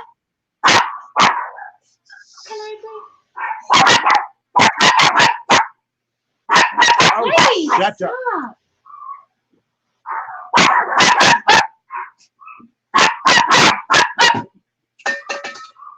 I'm gonna get sport ball. You want me to get sport ball? You need to stop. Chased everybody away. No, boys. Wait. Don't. She come back yet? Not yet. Hang on. Oh, I love it. Who was that? It's her doll. Oh, okay. I heard what you were doing, and I was like, "What on earth is going on here?" Oh, and I see that Mrs. Roger Rabbit had a sex change and everything. Got my haircut. Got it all done. Shaved off the hair. Nice. Bathroom. I see. Very nice. All right. Lisa, She's you did coming a back. pretty good job there. She's fine. Is that what I get? She cleaned off her whole Right. couch to Okay. put her doll there? That's great. Well, I was teasing her about her pillows, and I don't think she was there. And I was like, "Do those ever move? They all look like they're always in the same spot." So she No, has they them move arranged because she just- straightens just- them up when I say something about them. because they always seem to look the same to me. All right, yeah. All right, love.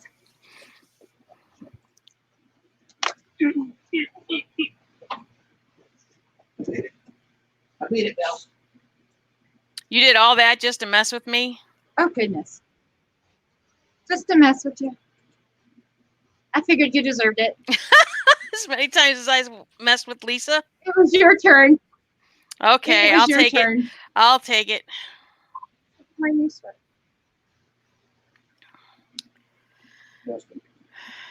Is Lisa coming back or is she leaving the doll Where'd she there go? forever? I love the doll. It's really cute. I have one Okay. like that. Get rid of I my have a little one. My mum made this for me. The whole thing. She made Okay, it. you should Oh, I leave have her. You a should little have her on the version couch that for is your so cute. lives. I know. I should, because my mum made the whole thing for me. It's so pretty. Isn't she? That is Everything. beautiful. It Your- is that very pretty. Much. Oh, Isn't it gorgeous? yes. She made Wow. it. She made it for me like 3 years ago. The whole See, you could thing. have her Wow. sitting nicely in the pillows. Everything. Don't Maybe show us Mom the is underneath her talented. skirt. That's not nice. Right. Okay. You got Hang little on. bloomies on. Right. Mama's too important. You keep telling me. Those are Margie so said the doll is cute. very pretty. Keep telling me. Yeah, isn't she? She is. Right. Don't do that one. You're not going to leave her on the couch? Oh, okay. I can do that. I can do that. Glass.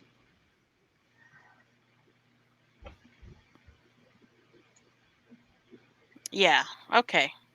There we go. All right. So now we're going to move on to safety. Yeah. Okay. So since Hi, Mr. White Tiger. He typed it. yeah, I see that. I see that. What's he said? He said he's Mr. White Tiger. Ah. Trying to steal my heating pad, girl. You're not getting my heating pad. Look at the other I one. have Paddington Bear trousers. Do I? Have I got Paddington Bear trousers? Just I don't know. No. They're plaid. Does Paddington Paddington Bear Bear wear wear plaid? Oh, I can't remember. I thought he only wore a coat. Rupert Bear? Who's Rupert Bear? Rupert Bear. That's it. Rupert Bear. Yes. Rupert Bear. Okay. All right. So I don't know Rupert the Bear. first thing I want to say is something I kind of added to this because I don't want to forget about this. Okay. Because I know that a lot of people, at least in this set of community, that hops these channels, had problems with people spoofing their YouTube name. Mhm. Oh yeah. Okay, so we all know that you have to make a channel to be able to comment in the comment section in the chat, right? Mhm. In order to not have anybody be able to spoof your name, all you have to do is upload something. You Okay. can go live for 2 seconds. You can anything, upload, a little video from your phone of your tree outside, anything. Evidently, Yeah. once you have content, they will not allow you to spoof that name. That's true. I've heard this too. So I Yeah. think that's kind of important to get out there. Yeah, that is important. Yeah. Well, Okay, so this name is temporary, so if anybody wants to play with my name, have at it. Because let me tell you, it's a pain in the butt to try to get through. Anyways, it took me so many tries to get this name. I had to redo it several times, and you have to add certain parts to it. You have to change things, or they won't let you have it because of the copyright on it. Yes, If Margie, I had it really. just like I have it right now, the Mrs. Roger Rabbit, it won't put through. We have to add the Excelsior at the end. Yes, Margie, it's true. So if you don't have any content on your channel, just Yeah. film the side of a car outside your house, anything, just and throw it up there. Yeah. So okay, the first thing on our list here is personal information. So that's really big. Yes. That's a That's important a one. huge one. hmm And it's everything from your name to your address, your date of birth, so even your social security number and your phone number. When someone calls, if they don't have it, don't give it. Yes. Someone is on your social media and they don't have it, you haven't given it to them, and they come up with it, find out how they got it. It's very important because any of that information can not only lead to them tracking you down physically, it can lead them to your information online. That's true. We found Yeah. out something interesting about Facebook, didn't we? Yeah. Sure did. And a lot of people are probably not aware because they probably have all this stuff open on their Facebook account. If you do not hide your friends on your Facebook account, Mhm. it is possible for people to track you through friends. So let's say you have the name. All right, well, let's use Mrs. Roger Rabbit since that's kind of out there. If you have Mrs. Roger Rabbit as your Facebook name, and that is like, let's say she makes a fan page with that name, and to hide her real name for her Facebook account, but she doesn't have her friends hidden from everybody on the other page, they can track down. It's possible for them to track down who she is from her friends list, because if you're Yeah. friends with your brother and your sister and your mom and your dad and your cousins and your teachers, and there's a way to track that down. Or they could just message those people, and they might actually, they might actually give out that information. You would hope they wouldn't, but it is always possible Yeah. to have that happen.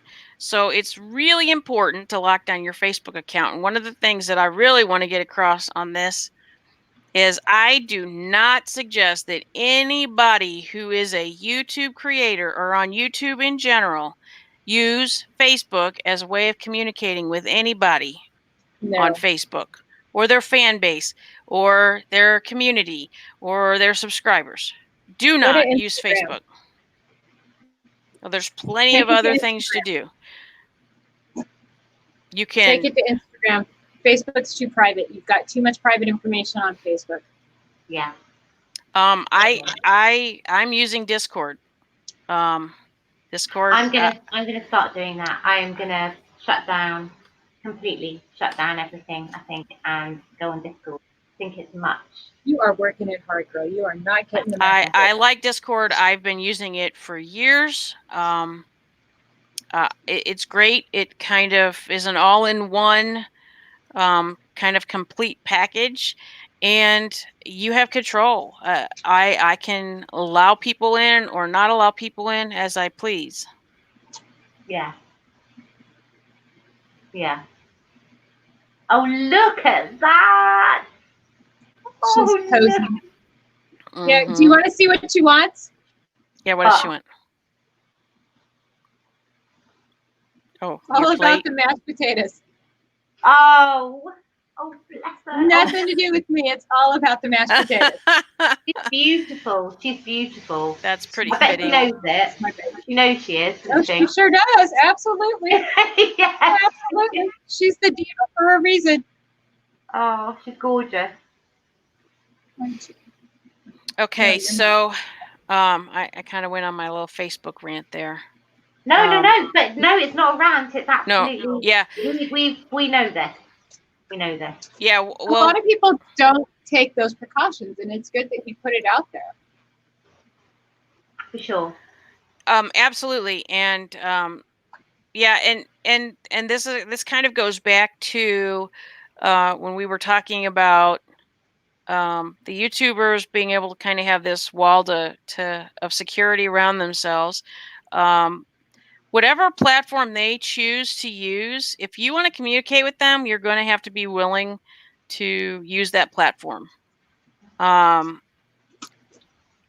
Nobody uses that I've seen anyway, uses a platform that you have to pay for or anything else. It's free. Like Discord is free. Discord is free for everybody.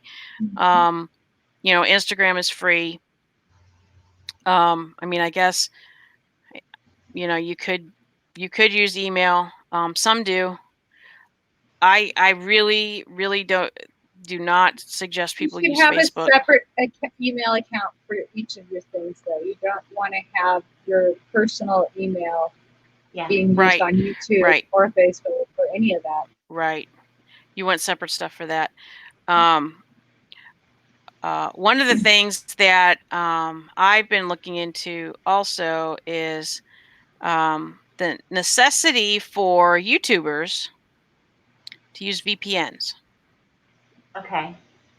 What a VPN does is it when you access the internet, you route through it, and it instead of using a static IP address, it changes your IP address.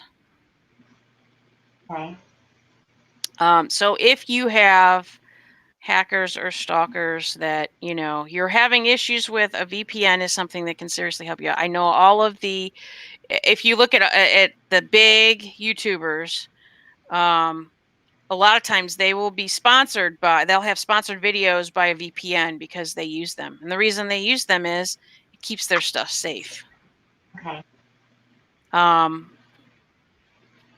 I was watching one of the gaming guys' videos that I watched the other day, and I mean, they're not like off the wall expensive to use, but if you get to the point where you've got a large enough following, it certainly would be an extra layer of protection. And I think the one he was advertising was like $6.95 a month, US dollars. Not a huge, for your security, not a huge amount to have to pay. Not for security, no. Not considering what you can lose. Right. So that was another thing I wanted to mention, because I don't think a lot of people know what a VPN is, or how important it could be to use one, especially if you're having issues, or if you don't know how to keep yourself safe. It's one thing that would put a wall out there that would help you to stay safe.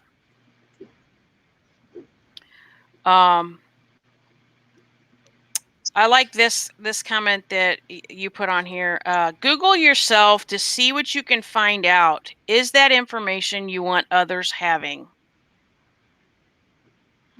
Right. It's important. You don't know how much information is out there.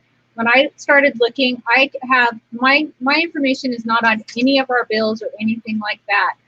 But from doing voter registration, volunteer stuff, my information has been collected and it's been put out there. So there is information out there, and I've worked for almost 30 years now to make sure I wasn't traceable. So if I have that, just imagine what's out there for the average person. Right. You could probably find my social security number if you look hard enough. Right, and that's just it. Like, let's think about this. Anybody who lives in the U.S., our social security numbers are all on the internet. They really are. I mean, absolutely. The social security gets website gets hacked into, any of that stuff. They're going to get our information. So you certainly are better protected if they have to go so far as to go to the government. However, you really want to keep yourself safe, so you want to make sure that you're not putting your stuff out there. And yeah, if you Google yourself, it might be interesting, the things that you see. And there are some sites that information about you are on that you can actually go and request and tell them, I don't want this on here, take it off. And they will do it. They will take it off. Your phone number and address and stuff. There are definitely ways on a lot of these sites to get your information removed. Some of them you can't, but some of them you can. And I would recommend that any of them that you can get your information removed, to do that. Mm-hmm. But you know, the kids too. Kids bring an interesting perspective into it, because especially when you have a daughter, you can use those same tools to do background checks and get information on the boy she's going out with. But it cuts as a double-edged sword, because those same people that you don't want having your information can get your information just like you got his. You know, so it's a roundabout that it's good on one hand, bad on another. So it's a double-edged sword.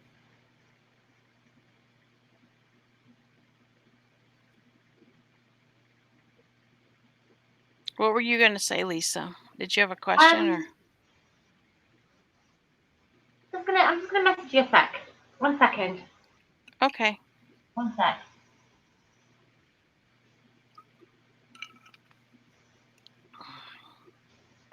Oh, that's all right. No, I'll talk to you afterwards. It's fine.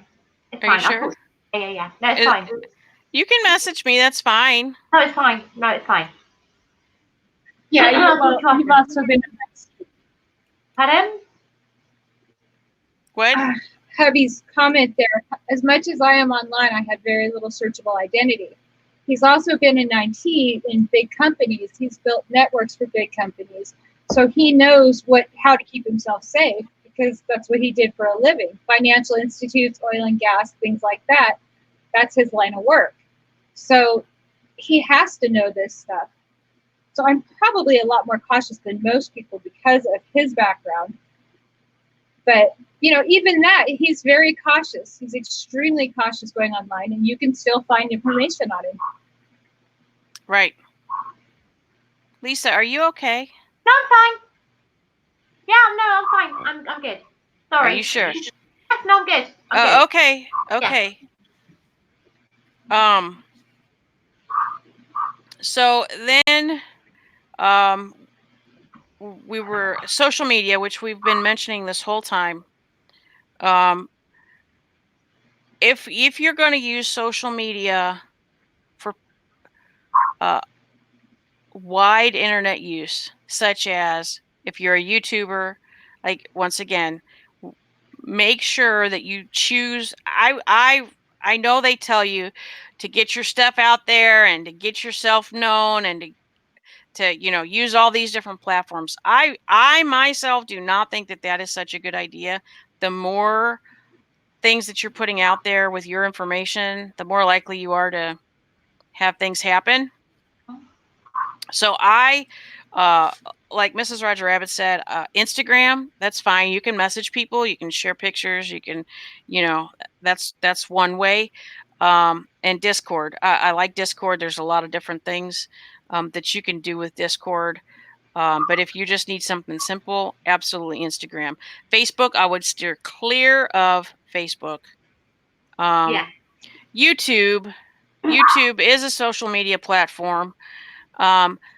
I see so many people using what looks to be like their real name. Hello. Like, how quick are people getting your address and your information? Like, yeah, don't use your real name for your Never. YouTube name. If you have your real name for your YouTube name, change it now. If you feel like you need to have your name on there, use your first name, use your middle name, leave your last name completely out of the mess. No, don't use your first name. Do not use your first name. That is the worst name for you to use. Because when you're out in public, people who have seen you, they're going to call you by your name and you're going to look. Oh, that's a good idea. I didn't think about that. Do not use your name. Yeah, yeah. We teach our kids not to respond when their names are called because strangers call their names and try it. Now they have their names written on their backpacks. We didn't do that when our kids were in school. Everything got written on the inside. Now everything's monogrammed. Everything's on the outside. So we have to teach our kids not to respond just because their names are called. We didn't have that problem one time ago because nobody knew our names. So we keep our names out of the public. Use a nickname. We all have nicknames. We all have silly nicknames.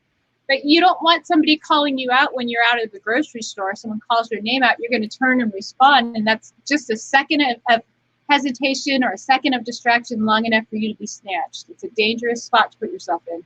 Yeah, absolutely.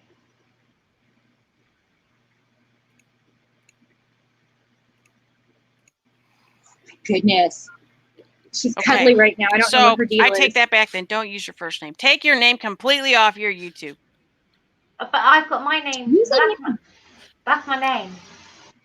Well, okay, yeah. but don't respond to Loopy and you'll be okay. Lisa, how many Lisas are in the world? There's a lot. It's like just Kim, like my name, right? Yeah. Well, I think Mrs. Roger Rabbit, you'll find there's just one, and that's me. One Loopy. No, just one. Well, just one Lisa. Oh, then because I know a Lisa's a lot. Okay, how about this? You're right. How do you respond when things get uncomfortable on social media, on YouTube, on anything? I shut it down. I send my husband in. Can we all do that? Can we all send your husband in? Can we do this? Can you be bodyguard for Lisa too? So if she has a problem, we'll send you in. Was that a yes? He said yeah. He should have said yeah. He might charge you. Yeah. Yeah, he might charge you.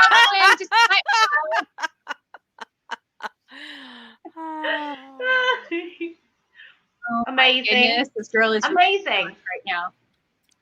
So, I myself am I'm more willing to converse with. So it takes a lot for me to get uncomfortable and not exchange with the person. But I also am not. I do not hesitate. Usually, I will ban people. I will block people. Whatever. If it's to the point that there's no need to be conversing with this person anymore, then I'm not going to. Hi, Evie Bubbles. Hi, Evie. Hello. Hi. What about you, Lisa? What about me? Yeah, what do you do when you get uncomfortable, or what would you do if you get uncomfortable? You saw what I do. I don't normally do what I did earlier. I did kind of state my case I think I did it quite succinctly. I think I did it quite fluently. You did well. But it takes a lot. It takes an awful lot for me to get to a point where I feel the need to state the way that I did. It takes a lot. Right. But I did, and I'm relieved, and I think I did the right thing. So that's what I did. Yeah, what you yeah is how I dealt with it. Which, like I said, it I takes don't a find lot. out when somebody else does. I've usually gotten a message from a girlfriend who was made uncomfortable before I even got to see the message there. So I usually don't see it first. And I have some really great friends, some really fabulous friends. They handle it before I even see it usually. So half the time I won't even see what they're talking about. I'll just come back and see their comments to whoever said something. Yeah. And you know, it's a great way of handling it. But Yeah. I shut it down. I just, nope, I'm done. Won't talk to you again. That'll basically be what it is with me. And I think that's very much like Kim. Kim's very similar. I think that's the same kind of thing you would do, isn't it, Kim? Pretty What much. would I do? Same as what Mrs. Just Roger shut it Rabbit. down and walk away. Yeah. Shut it down and walk away. No, I would finish it one way or the other. Yes, I don't like confrontation though. Me neither. That's my So, problem. I don't. some things I Walk will away. I will let go on. But I definitely have my line in the sand, and I will just that's it. But I have a very long. That's what I'm trying to say. I have a massively long fuse. I'm very laid back, and I'm just like Mrs. Roger Rabbit said. I am so non-confrontational. I back away from confrontations totally. Hi, Jules Verne. Hi, Jules Verne. Hello. I back away from confrontation. I don't like confrontation. However, if I'm pushed and pushed and pushed and pushed, I will state my case, and I get to the point where I'm like, I've had enough now. No more. Right. And if I don't do that, if I don't get to that point, it's going to affect my mental health and my everything. It's just going to affect everything. So there's no point in getting to the point where it's actually going to affect me physically and emotionally. There's no point. So that's when I get to the point where I think, no, I can't. This is it. I need to say something now, Right. which is what I did earlier. Which I don't know if anybody saw it earlier, but if you did, that's me at the end of my I think that was very good. I mean, you just stated, you said what what you wanted, what what you didn't want to put up with, and I mean, at the end of the day, it's your channel. I mean, this is my channel, that's your channel, and you have a vision and a focus that you want your channel to have, whatever it is. It could be very wide berthed, or it could be very narrow and just kind of about one thing, but it's your channel, and it's your platform, and it's your stuff, so people should be respectful to to keep it where you want it to be. It doesn't mean they are. That's no, absolutely they aren't, and that's why, unfortunately, sometimes you have to confront these. Good night, Margie. Bye, Marge. Oh, that's so. She said thank you. She said thank you, ladies. It's been a very informative chat. Thank you. Thank you so much. Thank you for staying with us. Oh my goodness, she's been with us for 2 hours. I know, she's been with us for so long. Thank you, Margie. Thank you. So yeah, everybody's going to respond differently to that confrontation thing. But if you're out there and you're on channel and something's going on, you're on a live. I mean, you could be a deer stuck in headlights, but that's not going to solve the problem you have going on in your chat either. Yeah. And I mean, yes, you could just shut it down and walk away and come back tomorrow, but that also doesn't solve the problem that happened either, in that, it could reoccur again the next day. Yeah. So, well, I think in that situation, it's a little bit different than like on social media, where you can actually just walk away. Oh, because absolutely. YouTube becomes a business. Anytime there's a financial possibility involved, it's a business aspect, and people need to respect that that's a business. It's not you sitting around in your living room with your friends. This has potential to be a business. Right. It's true. And it certainly is a business for YouTube. massively as a business. Absolutely. So how about before we move to the next section, I should have written this part up. Public records. Public records are out there, and people don't think about the fact that they're fairly easy to access. So if you have arrest records, all those things, people are going to be able to access them. 1995. Mm-hmm. Hang on. Full report. Everywhere you've ever lived, everybody you've ever been married to, every law you've ever broken. But all you the don't way even have to back, pay to get the public records. You don't have to pay if you know. But if you know can where to get a look. full detailed record. You can Oh, get every absolutely. single arrest all the way back into their juvenile years for 1995. Exactly.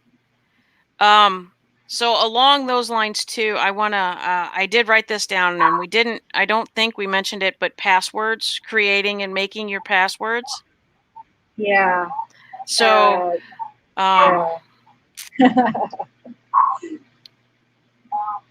do not, obviously, you don't want to use anything that's tied to you. You don't want to use your name, your birthday, your age, no kids' names, your no birthdays. address, your kids' names, your kids' birthdays, none of those things. Nothing that anybody can tie to Your you. favorite superhero, none of it. Nope. You need to make up a word specifically for passwords that you're only going to use for passwords that you would never use any other time. And then you need to take several letters, take them out, make one a capital, make some of your letters into numbers, put your exclamations or your punctuation signs that you can throw in. You need to mix it up. Huh? 12 characters at least. 12 characters at least. 13. I always say Minimum. 13. That's what hackers told me. 13. 13 seems to take them longer than they're worth spending the time on most of the time. So if you make it 13 characters and you have try to make non-dictionary words, because the scanners are going to find dictionary words pretty quickly in your password. You want to use numbers, and it certainly doesn't hurt to use odd characters like periods, colons, semicolons, exclamation points, those kinds of things. Yes. Caret sign. Caret sign's a good one. Do not use the same password for everything either. No, you need to have a unique version for each site you go on. So it can be similar, but you need to change it to go to that site. Well, it could be the same if you shuffle things or change the extra characters. Put the name of the site in it somehow. Mm-hmm. Right. So the next section we wanted to talk about was friends. Do we know the people that we're calling our friends, and how much access do they have to our information, right? So this is obviously on the internet, on YouTube, on social media. Lisa, are you okay? No, I'm fine. Is it no or yes? You look a little distracted. It's okay. I'm okay.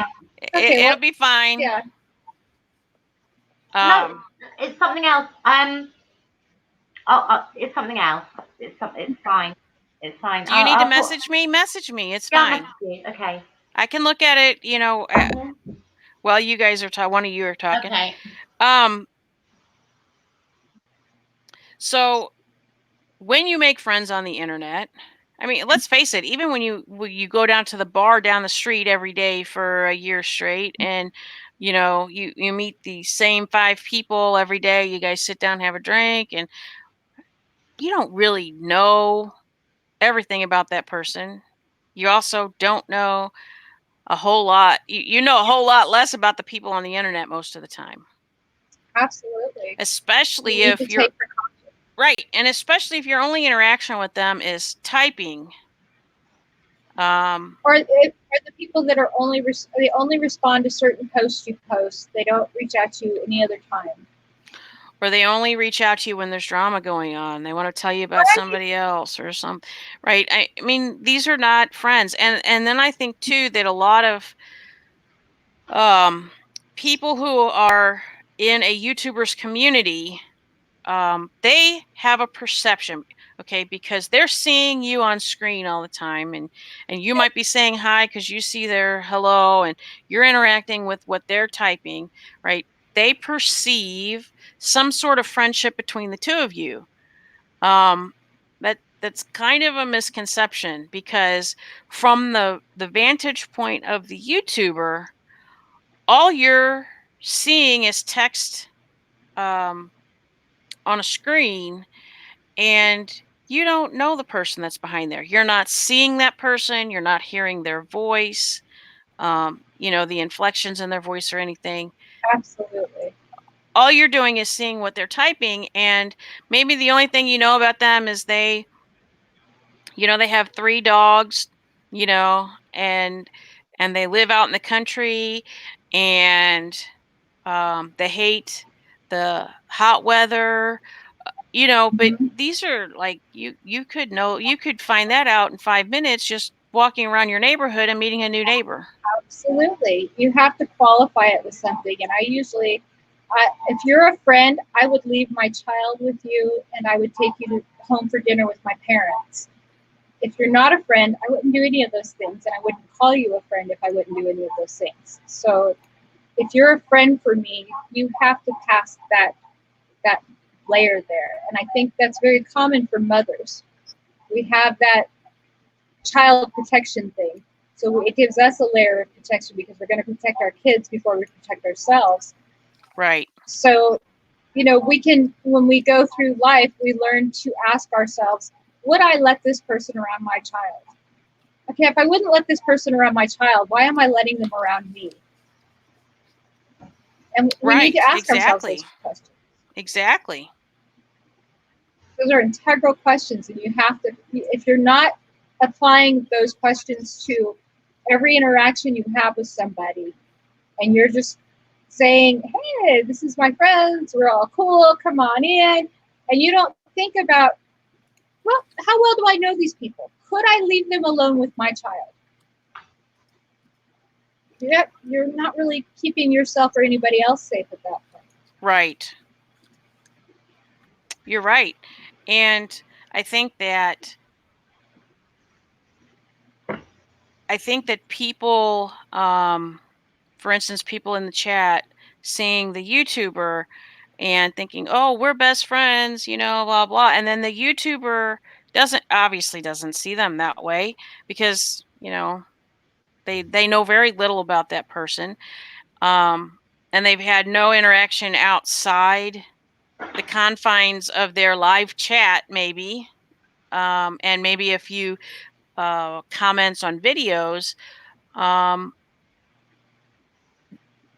there's no way that the YouTuber is going to see them as a friend, and yet the person in the chat might take that as some sort of rejection, whatever. And it's like, Right. no, there's a misconception there, that just because you see that person every day on YouTube, or you watch their videos all the time, and you're learning all this stuff about the person on the screen, first of all, the person on the screen might not actually be the person that you think they are. I mean, some people Absolutely. put a persona out there on YouTube, and the internet or Twitch, not who they really are.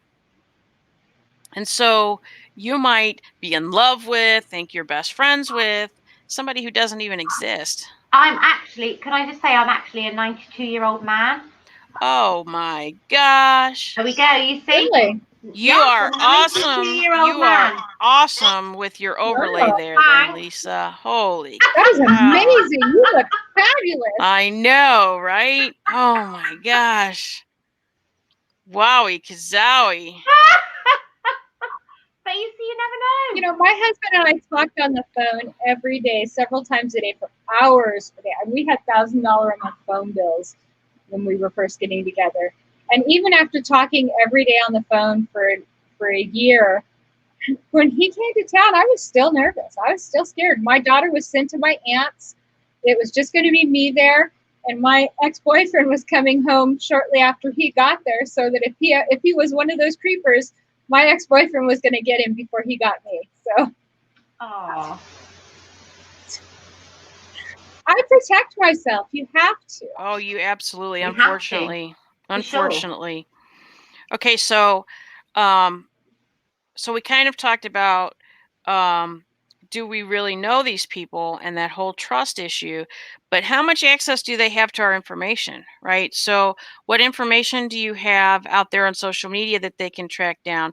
If you're using your actual name on YouTube for your YouTube channel, Got it all out there. I mean, we actually, Lisa, we were involved in a live where the guy had his name as Yes. his channel, thinking- and I was like, hello, you need to change that. Yeah. That is not good. And he's changed his, the name of his channel to something Yeah. else. Yeah. It's not safe, and No. it doesn't matter if you're at 500 subscribers or 1.5 million subscribers, or anywhere in between. You could have a problem with people stalking you, getting your information, finding you, thinking you're best friends, all of all of these things, and you have to protect yourself. For sure. And if you have your address out there, if you have ways for these people following you on YouTube to get a hold of your real name, Yeah. you're really compromising yourself. You are. Yes, absolutely. Absolutely. You are. And I did originally, when I first started, I did have my real name.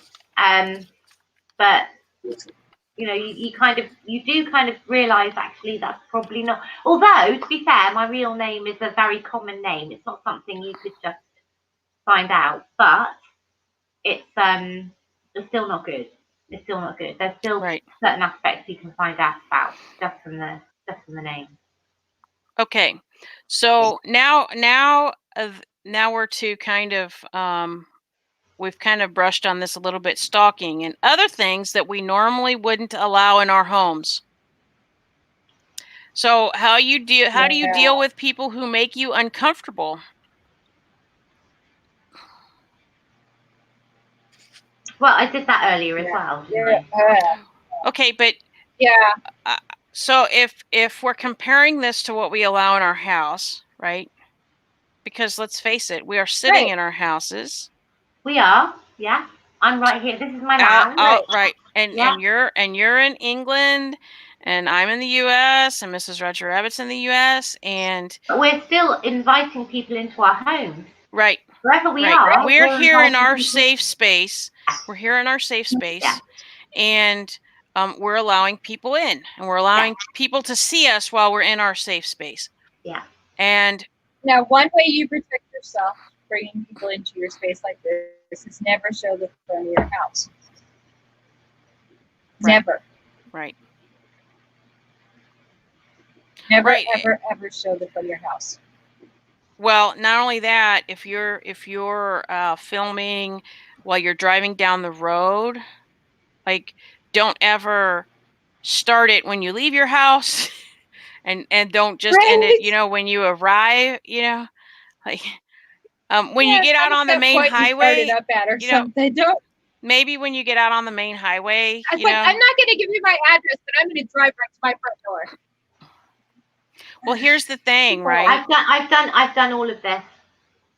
Don't do it anymore. I have done all of this. Well, here's the thing. When you think about it, we love you, so don't do it again. I've done when you think about it, have you ever used Google Earth? Yeah. Oh, even just Google Maps. So, right. But let's just say Google Earth, because people who really want to find you, they're going to use Google Earth. They have an idea of where you're at, and they're going to start scanning through everything you two have just said, I've done. That's bad, isn't it? Well, you're still alive, so that's probably a good sign. Well, Just be more cautious and more aware as you go ahead. Because I was really tiny, I was really short and obviously I'm really tiny, sticks. But because I was so tiny, my dad taught me always have your head on a swivel. Always know what's going on. That's the best way to protect yourself, because if somebody gets a hold of you, you're done. Yeah. You ain't big enough to fight them off, so you just make sure you see them coming. Mhm. Yep. So just be aware of what's going on around you at all Yeah. times. That's the key. That is the Well, key, to be fair. I think part of this too with this, what do you do with people who make you feel uncomfortable? Okay, so if I had somebody sitting in my living room, Mhm. sitting on the couch, and I'm sitting on the chair, and we're having a conversation, and all of a sudden, you know, like it gets very uncomfortable, well, what would I do? I'd kind of escort them out of my house, right? Like, I'm not going to sit there and I'm not Yes, going to you have would. a fight in my house with them. I'm going to say, you know what? I have an appointment. I need to leave. You know, Yeah. thanks for coming You find by. a Whatever. way. Or if you're Mhm. Find a sitting way. there, the same way, if you're sitting there having a conversation and someone pulls a flask out of their back pocket in your living room, that's Mhm. not going to fly. You're going to show them the door Yeah. really quick. You're not going to let somebody get drunk in your living room. Well, why Yeah. can they do that in your stream? They can't. Yeah. You have to have the same boundaries everywhere in your life, or Yeah. people are going to think, well, we can cross them here, so we can cross them there too. Right. Okay. Well, I don't It's know not if okay. I'm sure maybe you two have noticed, like I have a rules list in my Discord channel. And there's a reason for that, because Yeah. if anybody pays attention to me that's following me, hopefully they're going to get into that Discord. They're going to look at that. They're going to see. They're going to know if they get on a panel with me, and sorry about that. If they get on a panel with me, and they do any of these things, like I'm probably just going to say, "Ploop, you're gone," and that's the end of it. I'm not going to say anything. I'm not going to give them a warning, because like, some of these things, and this is part of what people don't understand, some of these things YouTube doesn't allow. YouTube will demonetize you, will pull the video off. And I don't think a lot of people in the chat think about that. Mm. Sometimes it's not about what you're doing, what the person in the chat is doing personally. It's about these guidelines that we have to try to adhere to keep our channel going. Yeah. Absolutely. Are you doing okay? Yeah. Fine. Okay. I just want to make sure. All good. All good. So recognizing when someone has crossed a line, and then what should you do? Mhm. Okay, so I'm going to address something right now about crossing a line. Right, earlier I said about having conversations in the chat that don't align with what we're talking about here, and I know there's a conversation that's been going on between two people for quite some time now in my chat, right? I And haven't seen it. I'm sorry. I've been no, it's fine. Okay. There's a side conversation going on that has nothing to do with what we're talking about. Okay. And I've been allowing it to go on. Okay. Now, do I feel like that's crossed the line that I mentioned earlier? Absolutely. Now, I could do what? I could do a couple of things. I could kick the people out. I could put them in timeout. I could say something like I'm saying now. Or you Or could just ignore it. Or I could just let it keep going, right? Just ignore it. So what do you do? It's your If it's channel. causing No. It's your channel. I'm not asking you like that. I'm like, I'm using this as a for instance for you. You know, Like if this it is becomes going a on in your cause- channel, what do you do? I know you look puzzled. I don't know. Mrs. Roger Rabbit, what would you do? What would I do? Yeah. I'm kind of an ignore it kind of person, really. I don't. If you don't acknowledge what's going on, eventually they'll get bored and they'll stop. Here's the thing, right? I had kids. I had my daughter. She was really annoying. So okay, so your husband thinks is Ma- it distracting to the ma- broadcast? It can be. And here's Right. why. And here's what people don't think about. And here's why. Because two people writing mountains of text to each other is something I have to look and filter through while I'm trying to have a discussion with somebody else to make sure that there's nothing in that conversation that is going to get me in trouble with YouTube. Absolutely.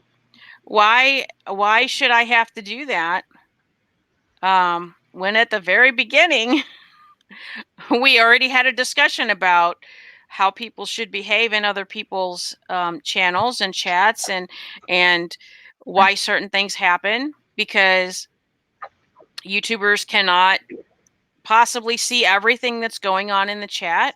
So there's some point that you have to trust that people are not misbehaving when they're saying things. But then on the flip side, you know that doesn't happen, because at any point somebody can say the wrong thing that you have to make sure that you catch and get rid Because of, you're responsible. because you are responsible to make sure that you're policing yourself, because if YouTube does it, YouTube's going to pull your video down or demonetize you or possibly ban you, depending on what it is. Yeah. So if they had So I said suppose you have to something think about, wrong, you have to think about yourself first. That's the be all and end all. You have to put yourself first in situations. I think that if everybody is being considerate and thinking about these things as they come onto the site, and they're realizing that these people, what you say is going to impact these people's monetization, or it's going to impact the status of their account, and you are being understanding of that and being considerate of that, you're going to go in and you're going to have a better attitude. You're going to be more concerned. You're not going to be doing anything unforward. You're going to, or untoward, you're going to try to be the best person you can be and put your best person out there. You should be doing that anyways. So here's the thing that I think about too. How much do you really care about my channel, myself?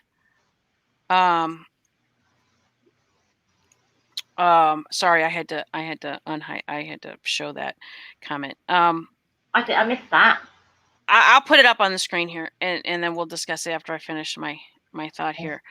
How much could you possibly care about whoever it is, the YouTuber, their channel, if you're doing something, one, that's distracting, that's pulling away from the content they're trying to provide,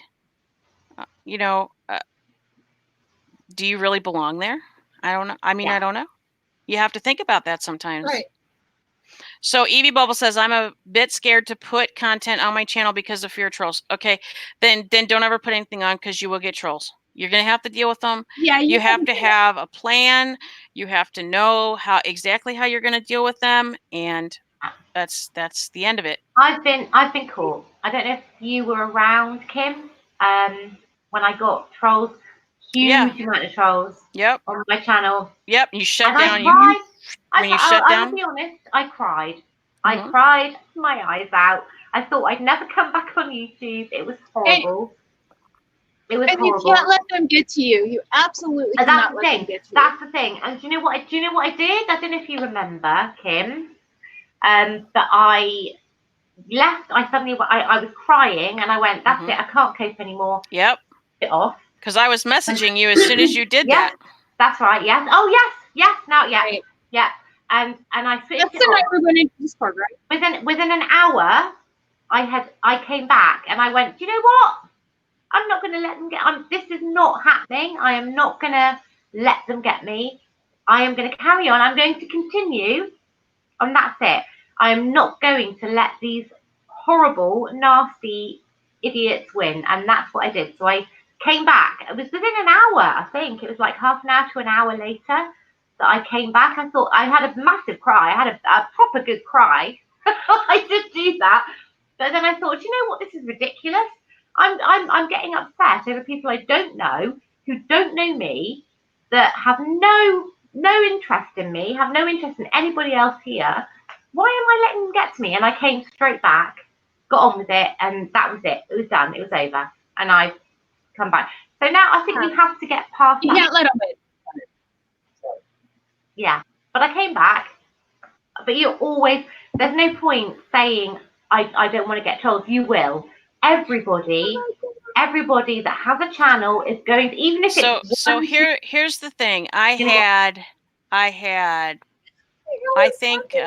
I had 62 subscribers at the time that this happened. Because I Yeah. mean, you know, we all know I don't have a ton of subscribers yet. But you know, you get notified when there's comments made on your videos. Yeah. And somebody had like scrolled down the line and commented on a video that was during my test phase. And it was an innocent comment, but it was a comment that I thought seemed like they were trying to advertise themselves a bit. Okay. Oh, And yeah. I remember, yeah. I'm not going to mention, you know, the name because I don't want to be sending a No. bunch of people over there for whatever reason No. that they might think they need to go. But the picture was intriguing to me. So anyway, I looked at the channel because they had a channel and they had videos, and it literally looked like it was a channel that was about people stripping, right? Like seriously, what purpose would they have to make a comment on one of my videos if that wasn't their intent to draw people over there, right? Yeah. Like, right. that, you know, yeah, you have to. And what I do, I just deleted it. I didn't go over there and say, what the heck are you? No, I deleted the comment. That's the end of it. And I use it as an example because like it's going to start happening right away.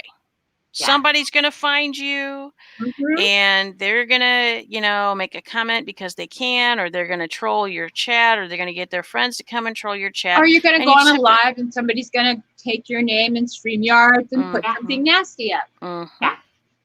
Mm-hmm. And you just have to be ready for it. Mm-hmm. Mm-hmm. Mm-hmm. You definitely have to have a thicker skin. Yes, you do. Well, you have to realize too, Evie, that it doesn't reflect on you. When those people come in and they start doing that, it reflects straight on them. They are Absolutely. showing their intelligence. They are just really out there, putting it all out there for everybody to see that they are children. And I mean, if you're trolling somebody, you're immature. That's exactly what it says. We don't play those games once we get out of high school. Heck, we didn't even play them in high school. I think those are like middle school games. You know, you don't play those games. And do you know what? Now I look We're back, adults. I can't believe that I got so emotional and cried and sobbed over something so ridiculous. Because now you're not going to react that way, right? No, because it was ridiculous. I don't know these, but you kind of don't think about it. You have to kind of look back and think, what was I doing, before you can learn from it and carry on, I think. So I've done that. And I've you have to realize it's all on them. Yeah. It's all on them. And next time someone comes in and does that, you're going to be like, children, go play. Which I have done. I have done since. But I needed to be in that position where I was really upset and then look back at what am I doing? Why? I think you have to kind of get to that point before you can turn around and say, no, that's ridiculous, that's silly, and then carry on. I think that's what I had to do anyway. That was Janelle Keene says, "Hi, Janelle. Hi, Evie Bubbles. I got your back against the trolls, and hi, everyone." She said, "Hi, nice." That's the thing, Evie. If you so what I did before I started my channel, and maybe this will help you. I have 2 real life friends that I work with, and I asked them if they would be willing to, you know, when I started out, if they would come, you know, keep an eye out, those kinds of things in my live streams, and they did. And you know, and then it's developed as you get more people coming, more of them, you know, will get to the point where, you know, you can mod them, and you know, they'll keep an eye on things, and then, you know, it's less worrisome. One of the things you do have to do is, I mean, I like to say I have a zero tolerance policy. That's not exactly true.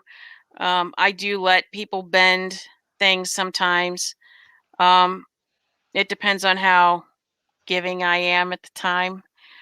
But I do a lot of times have a zero tolerance policy. If you kind of screw up with me, like that's kind of it. So a troll comes in, like they're going to be gone. All of my mods know that, like, they're gone. I don't want them timed out. I don't.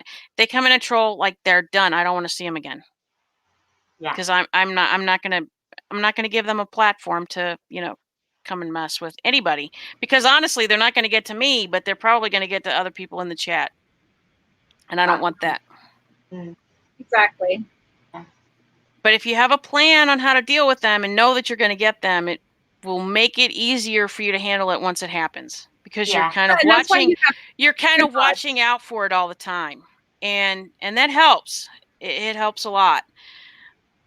Okay, so we kind of touched a little bit on this, but we have friends versus friends, like that, the real friends. friends. And how do you distinguish between them and being kind, but being clear in doing that? I think you have to draw a clear parameter. You have your online friends. Those friends are the people you associate with, but you don't really know. You've never been to their house. You've not called them, but you talk a lot. You talk all the time. You talk online, but you don't have personal interaction with them. So you really don't know them. They're online friends versus friends who you see all the time. They're like family, at least mine are. And you have to draw a parameter online somehow so that you don't cross over and get into a territory you don't belong in with them. Because we do cross lines. Absolutely. So I'm one who's very choosy about people that I call friends. I have very few. I've spent my entire life only calling very few people my friends. And I do that by choice because I don't trust people. So if I am calling them my friend, I do trust them, at least to a degree that I am willing to call them a friend. And Yes. it is possible to have internet friends that turn into actual friends, but it's not going to be everybody. It's not going to be everybody. And I think that people have a hard time telling the difference between the two. Yeah. Okay. There are certain things that you do with people in general that gives you an insight to them. Short of, living in a house with them and then you find out everything that maybe you don't want to know. But if all of your interactions are through typing, like, there's no way. You can't have a friendship, a real friendship. You can have a friendship, but not a real friendship based on that, because you're missing the inflection, all of the things that in a voice chat with somebody you get. Or a face chat. Right. Anything. Right. Yeah. So once your heart gets involved, that's when you start to enter that the real friend zone. Right. And online it's a lot harder to make that connection with people because there is that distance, there is that lack of personality. But there are some people that they make their way into your heart and they're your friends almost right away. You can't imagine them not being there. Yeah. You don't want to think about them not being there. You don't want to think about not being able to see them by logging on. And they do become friends. They do become friends. I have a few in my I don't have any. I have a few of those. I don't have any. Yeah. Look at Lisa's face. Oh my gosh. No, but I think one of the things is, well, let's face it. Like I think the first time I really interacted with Lisa, I jumped on her live, and that's a face-to-face encounter. Now that's also a face-to-face encounter. It's like doing karaoke in the middle of a very huge bar, right? Because you're up on stage with that person. You're in front of a you could be a huge audience. Hi, Lisa H. Hi, Lisa H. Hi. Well, we had and you're throwing yourself out there, right? We had like 440 people on our last I know, live together. Unbelievable. So, yeah. I know. Yeah. And but that's how it started. But I wasn't like, oh, Lisa and I are friends. Like when I got off that live, like I didn't go, oh my gosh, Lisa and I are best friends now. I still didn't. I still didn't know a lot about her, even though like I watched all her videos, and I watched her lives and I chatted in her lives. I just found her really interesting, and I really liked her, and I thought, wow, she seems like a really happy, person. And I kept going into her lives, and then I got my channel going, and she started telling people about my channel, and then the Discord thing started, and we started talking on voice chat a lot, and then we started doing some video chats, and so those are all escalations of a friendship that takes it to another level, because it's really easy to lie to somebody when you're typing. Yeah. It's a little more difficult to lie to somebody when you're talking on a voice chat. It's even harder to lie to somebody when you actually can see like eye contact and see their expression on their face. Yeah. And all of the things that are indicators of people not telling you the truth and being dishonest. So see, that's when it starts to move from online friendship into real friendship, because you are interacting, you're having more and more contact. If you get to a point where you actually want to go visit this person, where you could see yourself getting on a plane just to go have dinner with somebody, you've become a friend. Right. Yeah. Right. And I see that with both of you. I could quite happily sit there around the table. Can you imagine us three sat around right, the table? and there wouldn't be an awkward thing, and there wouldn't be a nervous thing. There wouldn't none of those things that like a first encounter with somebody wouldn't be there. Right. It would be amazing. I think exactly. It would be fantastic. I think we'd have the best time. And that's it. That's absolutely. I think we'd be in a lot of trouble. God, the trouble we'd get into. Oh yeah. We might have to. Mrs. Roger Rabbit and I might have to have our husbands have bail money ready. My husband's always got bail money ready. What are you talking about? Oh, can you imagine? So it looks like we have some people talk about being lonely, and there does seem to be a lot of people online that are lonely, and that's especially on YouTube, and they're looking for connections. And see, that's that. Can I just mention something about this? Because I was thinking about this when you were talking about kind of getting to know people online. Have you watched Catfish? No. MTV? Yeah. Okay. No. Okay, so there's a program called Catfish on MTV. I know about it. I've never watched it. Okay, so there are people, and it's really hard to get my head around this, to be fair.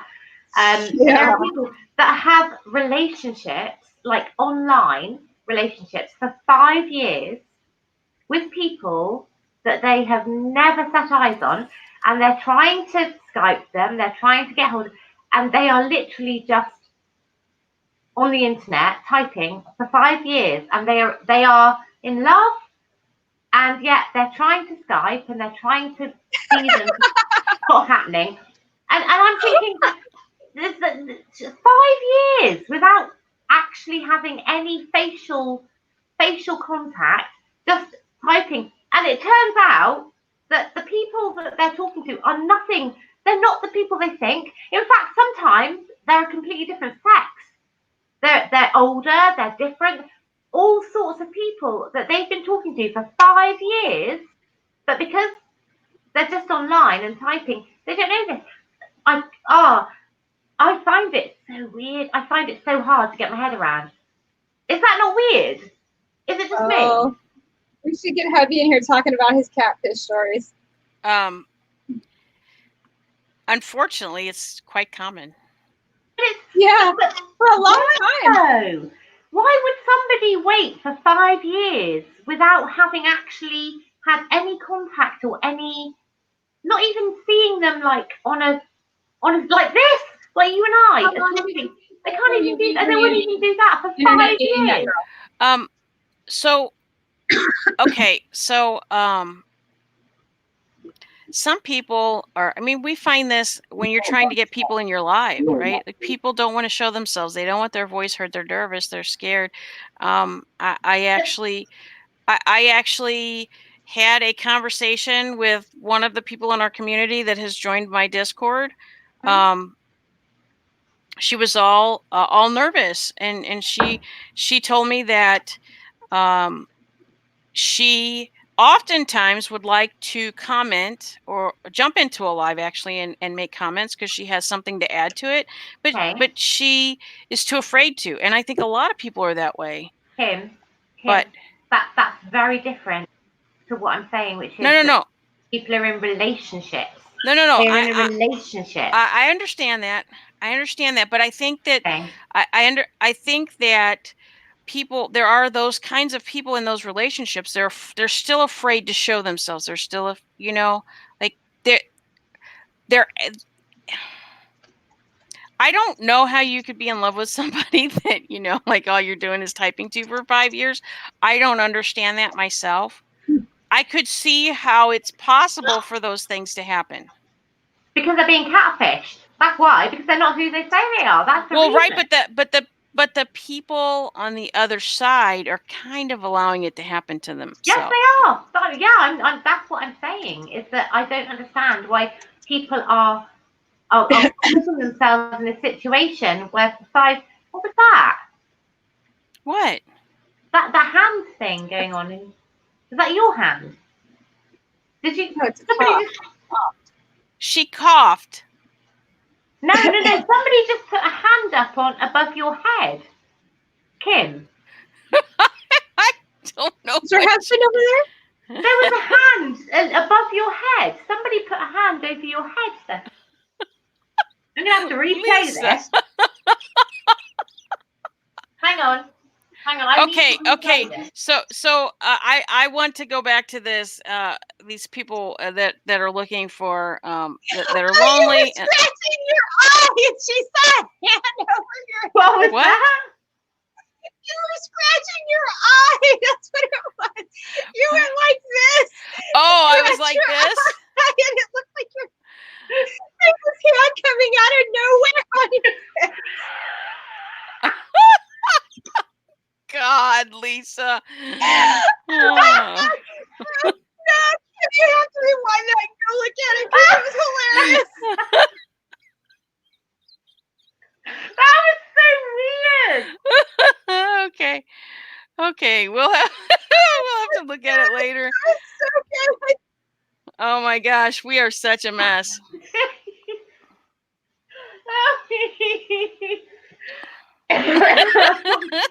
I knew it wasn't me. I knew I'd seen something. Oh my gosh, she's starting now.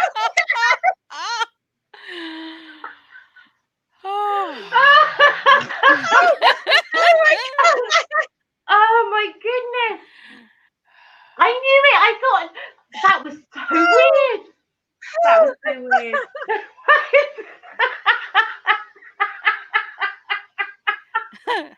I'm so, right. Anyway, carry on. Okay. Oh, that hurt. Are you okay? Oh. All right. So I move the heat pad a little bit.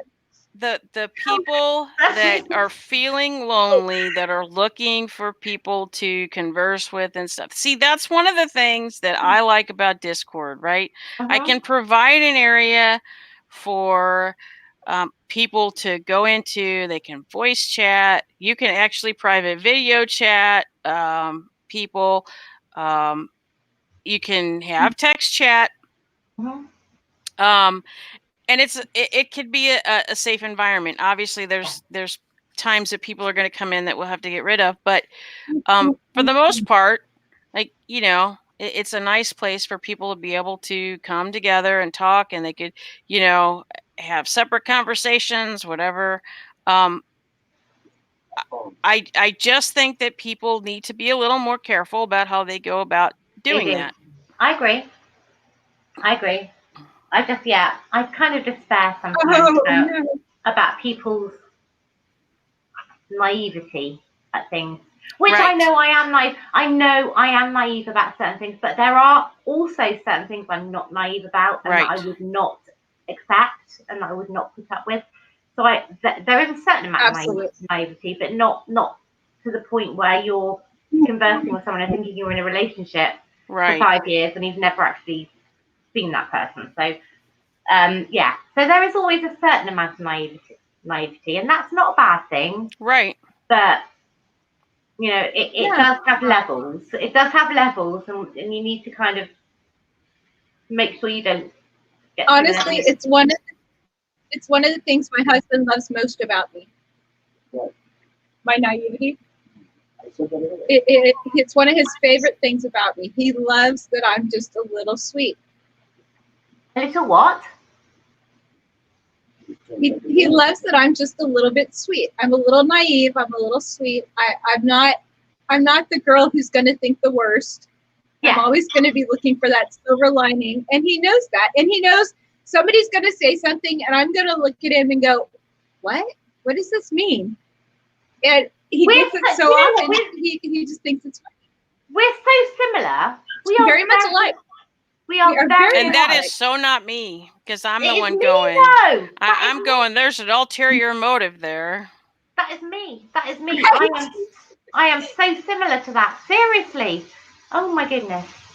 Yeah, I am exactly the same. There is always Yes, you see what my husband says. Same. My husband takes it very seriously. He's very protective of that aspect. But then we've got Kim here that can. Hang on, which way? That way. Oh, wow, man, that hurt. That hurt. It's so hard, isn't it? You don't. I gotta plug my ear up so you can't get that hand in there again. Oh, now we got Lemon. My daughter's bringing the dog in. Oh, hi, Lemon. This is supposed to be a serious conversation, dear. Ow, ow, ow. Can I go? Can I? Right. Okay. I'm No. gonna. No. I need this. Can I just go and have a couple of puffs of a cigarette? I'm gonna be Go ahead. absolutely honest here now. Go ahead. Thank you. And we have one more section, and then we're going. Yeah. And we'll wait for you to get back before we All start. right. I'll be 2 minutes. I'm gonna put my camera down for a minute. That's fine. I'm here, but I'm just gonna put my camera down. 3 hours.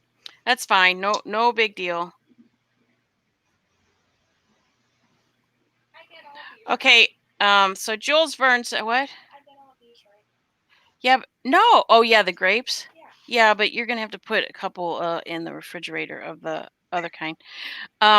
Even on Discord, you have to be careful. Is she going We to had live? What? What? Are you talking to me? Is she going to live for Halloween? Liv? My daughter? Do they still do that there? Oh, The Limp yeah, but Mansion she's for not. Halloween. I don't know where they're going. I don't know which haunted house they're going to this year.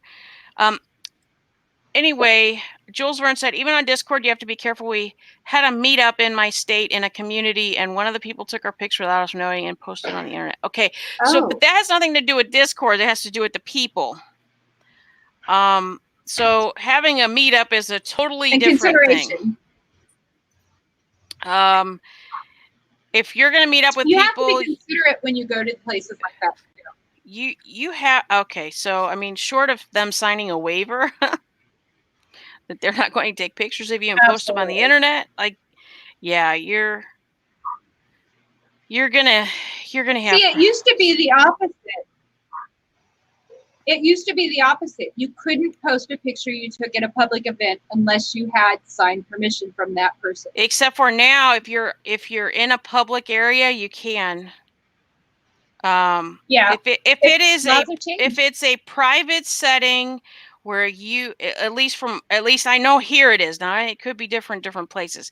If you are in what reasonably is perceived as a private setting, and you reasonably believe that you are safe from getting your picture taken, all that kind of stuff, and then somebody does that, then you can go after them.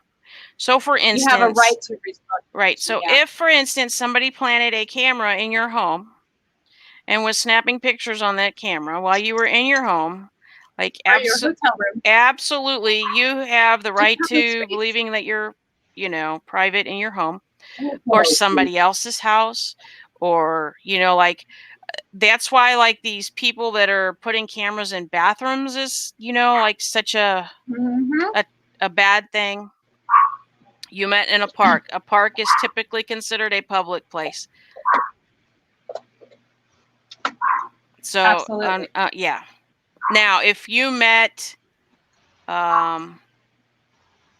inside a building, well, but even today, if you met at a hotel, when we were younger, you still had the expectation of privacy. You don't have that today.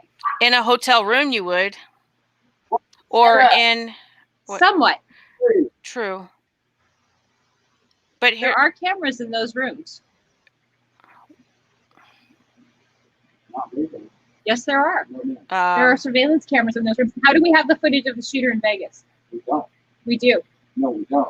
We have footage of him in the room. Is that body cam footage? Oh, okay. I don't know of any place that could have, not in a hotel room. There'd be an awful lot on the porn website. Oh, so it's hallways and elevators. Oh, yeah, because have you seen the elevator videos that have popped up? Y'all, there's cameras in elevators. Yeah. Don't do anything in the elevator. There's been cameras in elevators for a long time.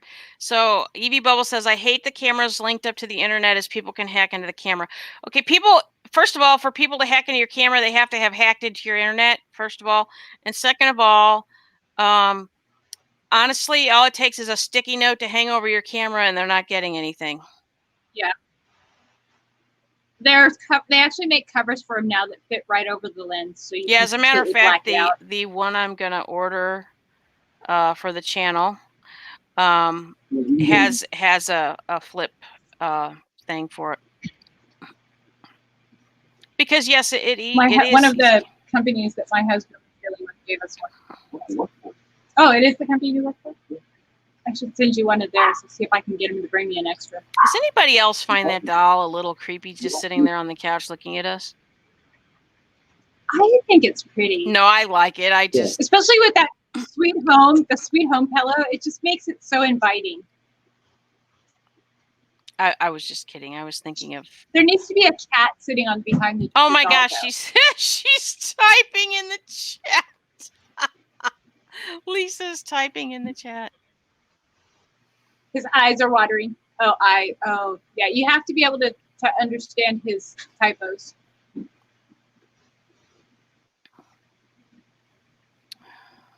My husband says Annabelle. I don't think I've seen that movie, although I think I wanted to. I haven't. I can't watch scary movies. Oh, I love scary movies. They give me nightmares. I don't know what it is I like about being scared. The news gives me nightmares. Seriously, the news does give me nightmares. I don't like to be scared. Oh, Lisa's laughing.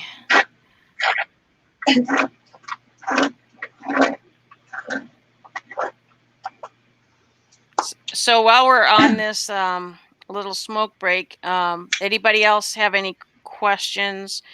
Anything that we need to add to, because we're getting ready to this last little section here, and then we will be done with everything we had planned to talk about.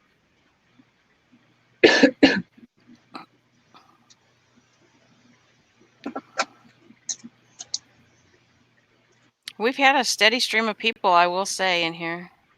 The doll's freaking me out, knick-knack. Good. Like, when you're not expecting it and you look, it's like, it is kind of a little freaky. However... It needs a cat behind it. A little orange cat. Yeah, maybe. I could paint that. That would be just pretty. Lisa, can you take a picture of that? Because I might want to try painting that at some point. I'll draw a cat in somehow. It's like the perfect little spot in Grandma's living room, you know, with the doll and the sweet home pillow. Uh-oh, now Now that I'm a grandma. now she's going all crazy with ideas. Let's see if I can open this tea without making a mess. I doubt it. Well, You I'm seem- only going to be able to draw flowers for so long. I'm going to be tired of them soon. Oh, yeah, I know you are. Got to move on to something else soon. You can only draw the same thing so long. And then it becomes time to pick a new subject. You could draw well characters for me. We could use them as giveaways. Yeah, once I learn how to draw that well. I've only been drawing a few weeks. I'm really not that Well, good. come on now. You should be all ready for that. Seriously. My daughter's been drawing for years. I'm surprised she's not able to do that stuff. But I've never gotten a wound character. I get butterflies. Welcome back. Knick-knack keeps waiting for your doll to move. Oh, don't say that. I've watched Annabelle. I've watched Annabelle. I haven't watched it yet. Is it a good movie? It's good. Yeah, it's good. I like horrors, to be fair. I do too. like I do too. Yeah. Oh, see? You know, Lisa, we have a few things in common. Yeah, we do. I do like a good horror. Not many people do. I would like Huh? to point out my husband earlier. I don't know if any of you picked up on it. When we were talking about, you know, like we could sit down at a table or go out together, we'd be okay. And I said, "Oh, well, the husbands might have to have bail money to get us out of jail." And he said she could sit there. He said I could sit there He said she could sit there. in jail. That's not nice. I know. That's a bit harsh. See, my actually. husband always says he'll bail both of us out when I have my girlfriends with me. But it's usually my fault we're going to get in trouble. So he should bail them out because I probably started it. I'd bail you out. I'd So, bail you well, out. we might have to extend that to you. Then we might have to bail you out too. Let's see. Lisa H says, He'd bail you out. Life would be boring without you, and he knows it. I watched Annabelle. I watched the recent one. I love horror. The original, The Shining, is my favorite horror film. I agree. Have you seen The Shining? Me? Yes. My daughter went to Estes Park and didn't go to the Stanley. Can you believe that? She goes all the way to Estes Park Yes. and she doesn't go to the Stanley. No. I'm like, what? You are a That's horror insane. obsessed child and you didn't go to the Stanley? That's insane. That's insane. You have Well, to. she's been told she has to go back. She has to go. I love that film. She has I to. love This that kid grew film. up going. The Here's Limp Johnny. Mansion is creepy, super creepy. Jules Verne cannot And watch she horror used to movies love to go down in the basement. because it causes nightmares. LOL. Oh, that's not good. I have to say though, my brother, he watched something. I don't know if you've ever seen the movie Candyman. You ever seen Candyman? I've heard of it. I don't know if I've seen it or not. Okay, so basically, No. it's a movie where you say Candyman into the mirror 3 times, and this horrible person comes and murders Oh, it's you. kind of like So it has nothing to do with the real Beetlejuice. Candyman then. Like Beetlejuice, where you say Beetlejuice 3 times. Bloody Mary. Bloody Yeah, Mary. That's what I was thinking of. Bloody Yeah. Mary. So Did you I see say, it? So you say Candyman 3 times, and he comes. My And husband says I've seen it. My brother literally had nightmares for a long time after watching that film, which Oh my goodness. I couldn't get because I didn't think it was that scary. But people are affected by different things. So Okay. So I know, Mrs. Roger Rabbit, you're not done yet, but we can still have this. We only have this little bit to talk about, and then we'll be done, and then we can go on to, whatever goofiness. Good. Okay. Good. You want the goofiness? I actually have a funny story to tell you about somebody being scared. It wasn't me, it was my sister. Okay, so the next section is knowing when to, this is still on the stalking and things we wouldn't normally allow in our homes. Knowing when to step away. Yeah. Is this someone that is making your life better? Do you look forward to speaking with them? How does this interaction make you feel? So, this can go multiple ways. This can be within people in the chat. This can be between the YouTube creator and the people in the chat, or somebody in the chat and the YouTube creator. And it could even be your own family. Right. Yeah. Right. But we are kind of talking about the internet, so. Although. Yeah, but you can take these and use them everywhere. Oh, absolutely. Absolutely. So, okay, I'll use Lisa as an example. Is Lisa someone making my life better? Most of the time. Do you look forward to seeing her? Do you look forward to seeing her online, or do you dread that interaction? Oh my gosh, I love seeing her. As a matter of fact, I go looking for her, and I'm like, oh man, she's working or she's sleeping. So then that's where we go back to the so much.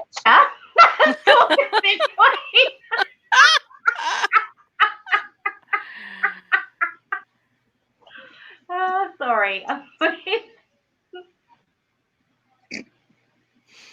You're gonna make me crack up again. So how does the interaction make you feel? Well, it depends. If she's there and I can talk to her, it makes me happy. Aww, if she's not, then I'm sad. And I'm like, okay, when can I talk to her next? That's very nice. Thank you. Okay, so that's a good interaction. That's good there. Yeah. Absolutely. And you want to ask yourself, every interaction you have, you want to ask those questions. Are you feeling good about yourself when you walk away? Do you feel good about the interaction you just had? Does it make you uncomfortable? If it makes you uncomfortable, there's a good possibility that's a toxic person for you and you need to step away. It doesn't mean that they're a bad person. It just means that they're not good for you. So you need to walk away. Okay, so we'll use another example since he's giving us good examples tonight. Mr. Shannonite. At Evie Bubbles, we've been told to shut up. Oh, Mr. Shannonite. Now, that's not what you were told. Oh, dear. However, if you would like for me to tell you to shut up, it wouldn't be verbally. It would be with the abilities that I have as being in charge of this channel. But I'm not going to do that if you can just behave yourself. You don't have to say anything. Just talk about what we're talking about. Now, here's a nice little comment for Lisa. Lisa H says, same with me at WhiteTiger Unplugged. I always see if Loopy Lisa is on. She makes me so happy when I am around her.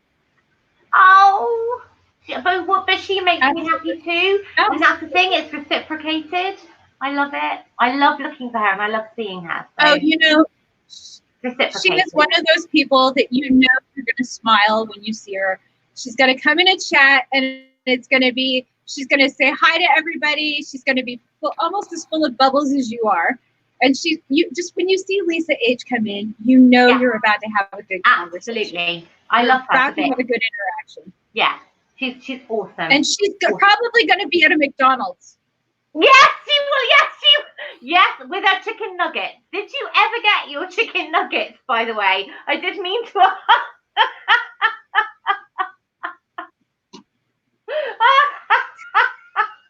I say we need to take up a collection and get her a plaque for that table.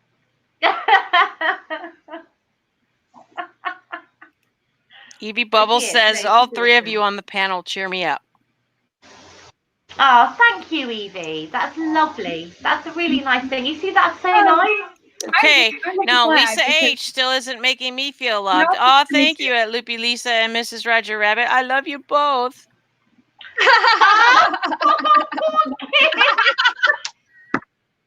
She loves you too, Kim. She does. Oh, She does. oh, Kim. It's We have talked about you, so I know she likes you too. Love you too, Lisa. Mwah.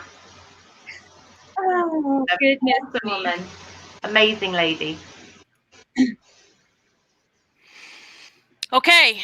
So do you guys Yeah. have any other comments on Kim that? knows. I jump on the Discord to talk to her. Yeah, I think you really need to be aware of how people are making you feel. And if people come in and they're deliberately trying to make you feel bad about yourself, you might avoid those people. Yeah. They're not going to be good for you. So if they're saying things that make you start to feel bad about yourself, don't let them make you feel bad. Just ignore them. Stop them. Go away. Absolutely. Or if they keep coming back like a bad penny, that's you might funny. have to do something about it. Lisa Yeah. H says, "Oh, I love you too at WhiteTiger Unplugged." No. Good. Well done, Lisa. Well saved. Well saved. Kim, look at Nick Nett's comment. I did. I'm not putting it up there. That'll just be our little secret. Yeah, it's right there. We're gonna keep watching it now.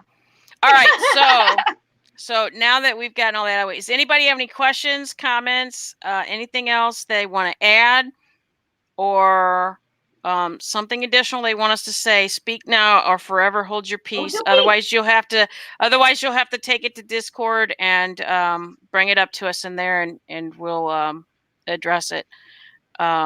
Otherwise, we're gonna then take this conversation to a little bit of girly calm down talk. Yeah. We're gonna party. We'll give them a moment to say anything. They kind of got quiet on us. How's it go? It's a shame your camera doesn't go as fast as you do. My camera's all jerky because I can actually do that. It just won't do it. I'm an 80s child. The Running Man. Backwards. No, that's the Cabbage Patch, right? Where your feet are sliding and your arms are going back. That's the Cabbage Patch. Okay, so I'm going to assume that nobody else has any questions. And if you do, Nightbot not too long ago put the Discord link up there, so feel free to join us at any point in there. All three of us are in there. There's other people that are in there. And so I'll tell you my story about watching a scary movie and then being scared. So I love the Freddy Krueger series, Nightmare on Elm Street. And of course, like as they came out, like I got, my mom and dad would get the movie and we'd watch it. And one of the movies, it was like the fourth I think it was the fourth movie. Anyway, my sister, when she watched it, she got really scared. She got so scared that she forced me to sleep in her room with her. Now she had a trundle bed, right? So I'm trying to figure out where the camera's. Okay. So she's on the top and I'm on this drawer that pulls out on the bottom, right? Yeah.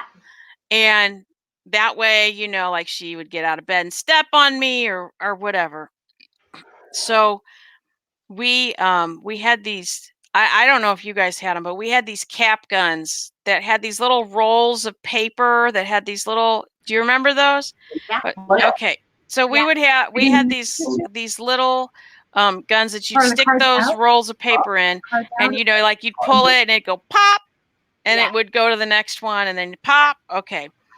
And so we had to sleep with those underneath our pillow because she was afraid that he was going to come when she was sleeping. And she thought that those cap guns were going to save us if he did. Oh my God. I know, right? Wasn't that cute? Oh, bless her. Freddy Krueger? No. Yeah, I know. I had to sleep with her for like at least a week when that happened. Oh, bless her. Oh, I had to sleep with my great aunt one time. Oh, that was the worst thing in the world. Hated it. Found out. She said, don't startle me because I sleep with a knife under my pillow. No. She wasn't kidding. It was huge, huge. Oh my gosh. Yo, no. And she said to you, don't startle me. I might stab Don't you. startle me. I have a knife under my. Yes, she did. It was when the Night Stalker was going around, and everybody in California was scared. And so she still, to this day, she still sleeps with a knife under her pillow because of that. So She might accidentally I was stab like herself. That would be horrible. That would be horrible. Like, what if she like reaches up underneath her pillow in the night, like she could cut her hand? Yes, anything could happen. I don't know. They're kind of odd. Scream and just start waving it around. That would be worse. If you are somebody who gets startled, you don't sleep with a weapon like that under your pillow. Yeah, probably not a good idea. No. Yeah. Not a good idea. Lisa H says, "Oh my God, she's got a little knife emoticon." OMG is right. That is right. Oh, that's so cute. It is so cute. That's right. Oh. Wow. Oh, goodness. Yeah, it was scary. That was kind of scary. My family's kind of nuts, so you kind of learn when you're little. Just stay away from them. Don't startle them. Well, I don't know about the rest of you, but we've been on for 3 hours and 15 minutes now. That's incredible. And I thought we had a very good discussion, and we would be happy to have it continue in Discord if anybody has any further questions or whatever. And but I think for now we're gonna call it a night on the stream, and thank everybody for coming. And thank you, our new little doll that showed up. Bye-bye. So cute. And I love if you haven't already, hit the thumbs up or the thumbs down. Subscribe if you haven't subscribed. Comment. Feel free to comment in the comment section. And we will see you next time. Bye. Bye. Bye. Bye-bye. Girls are saying goodnight to you.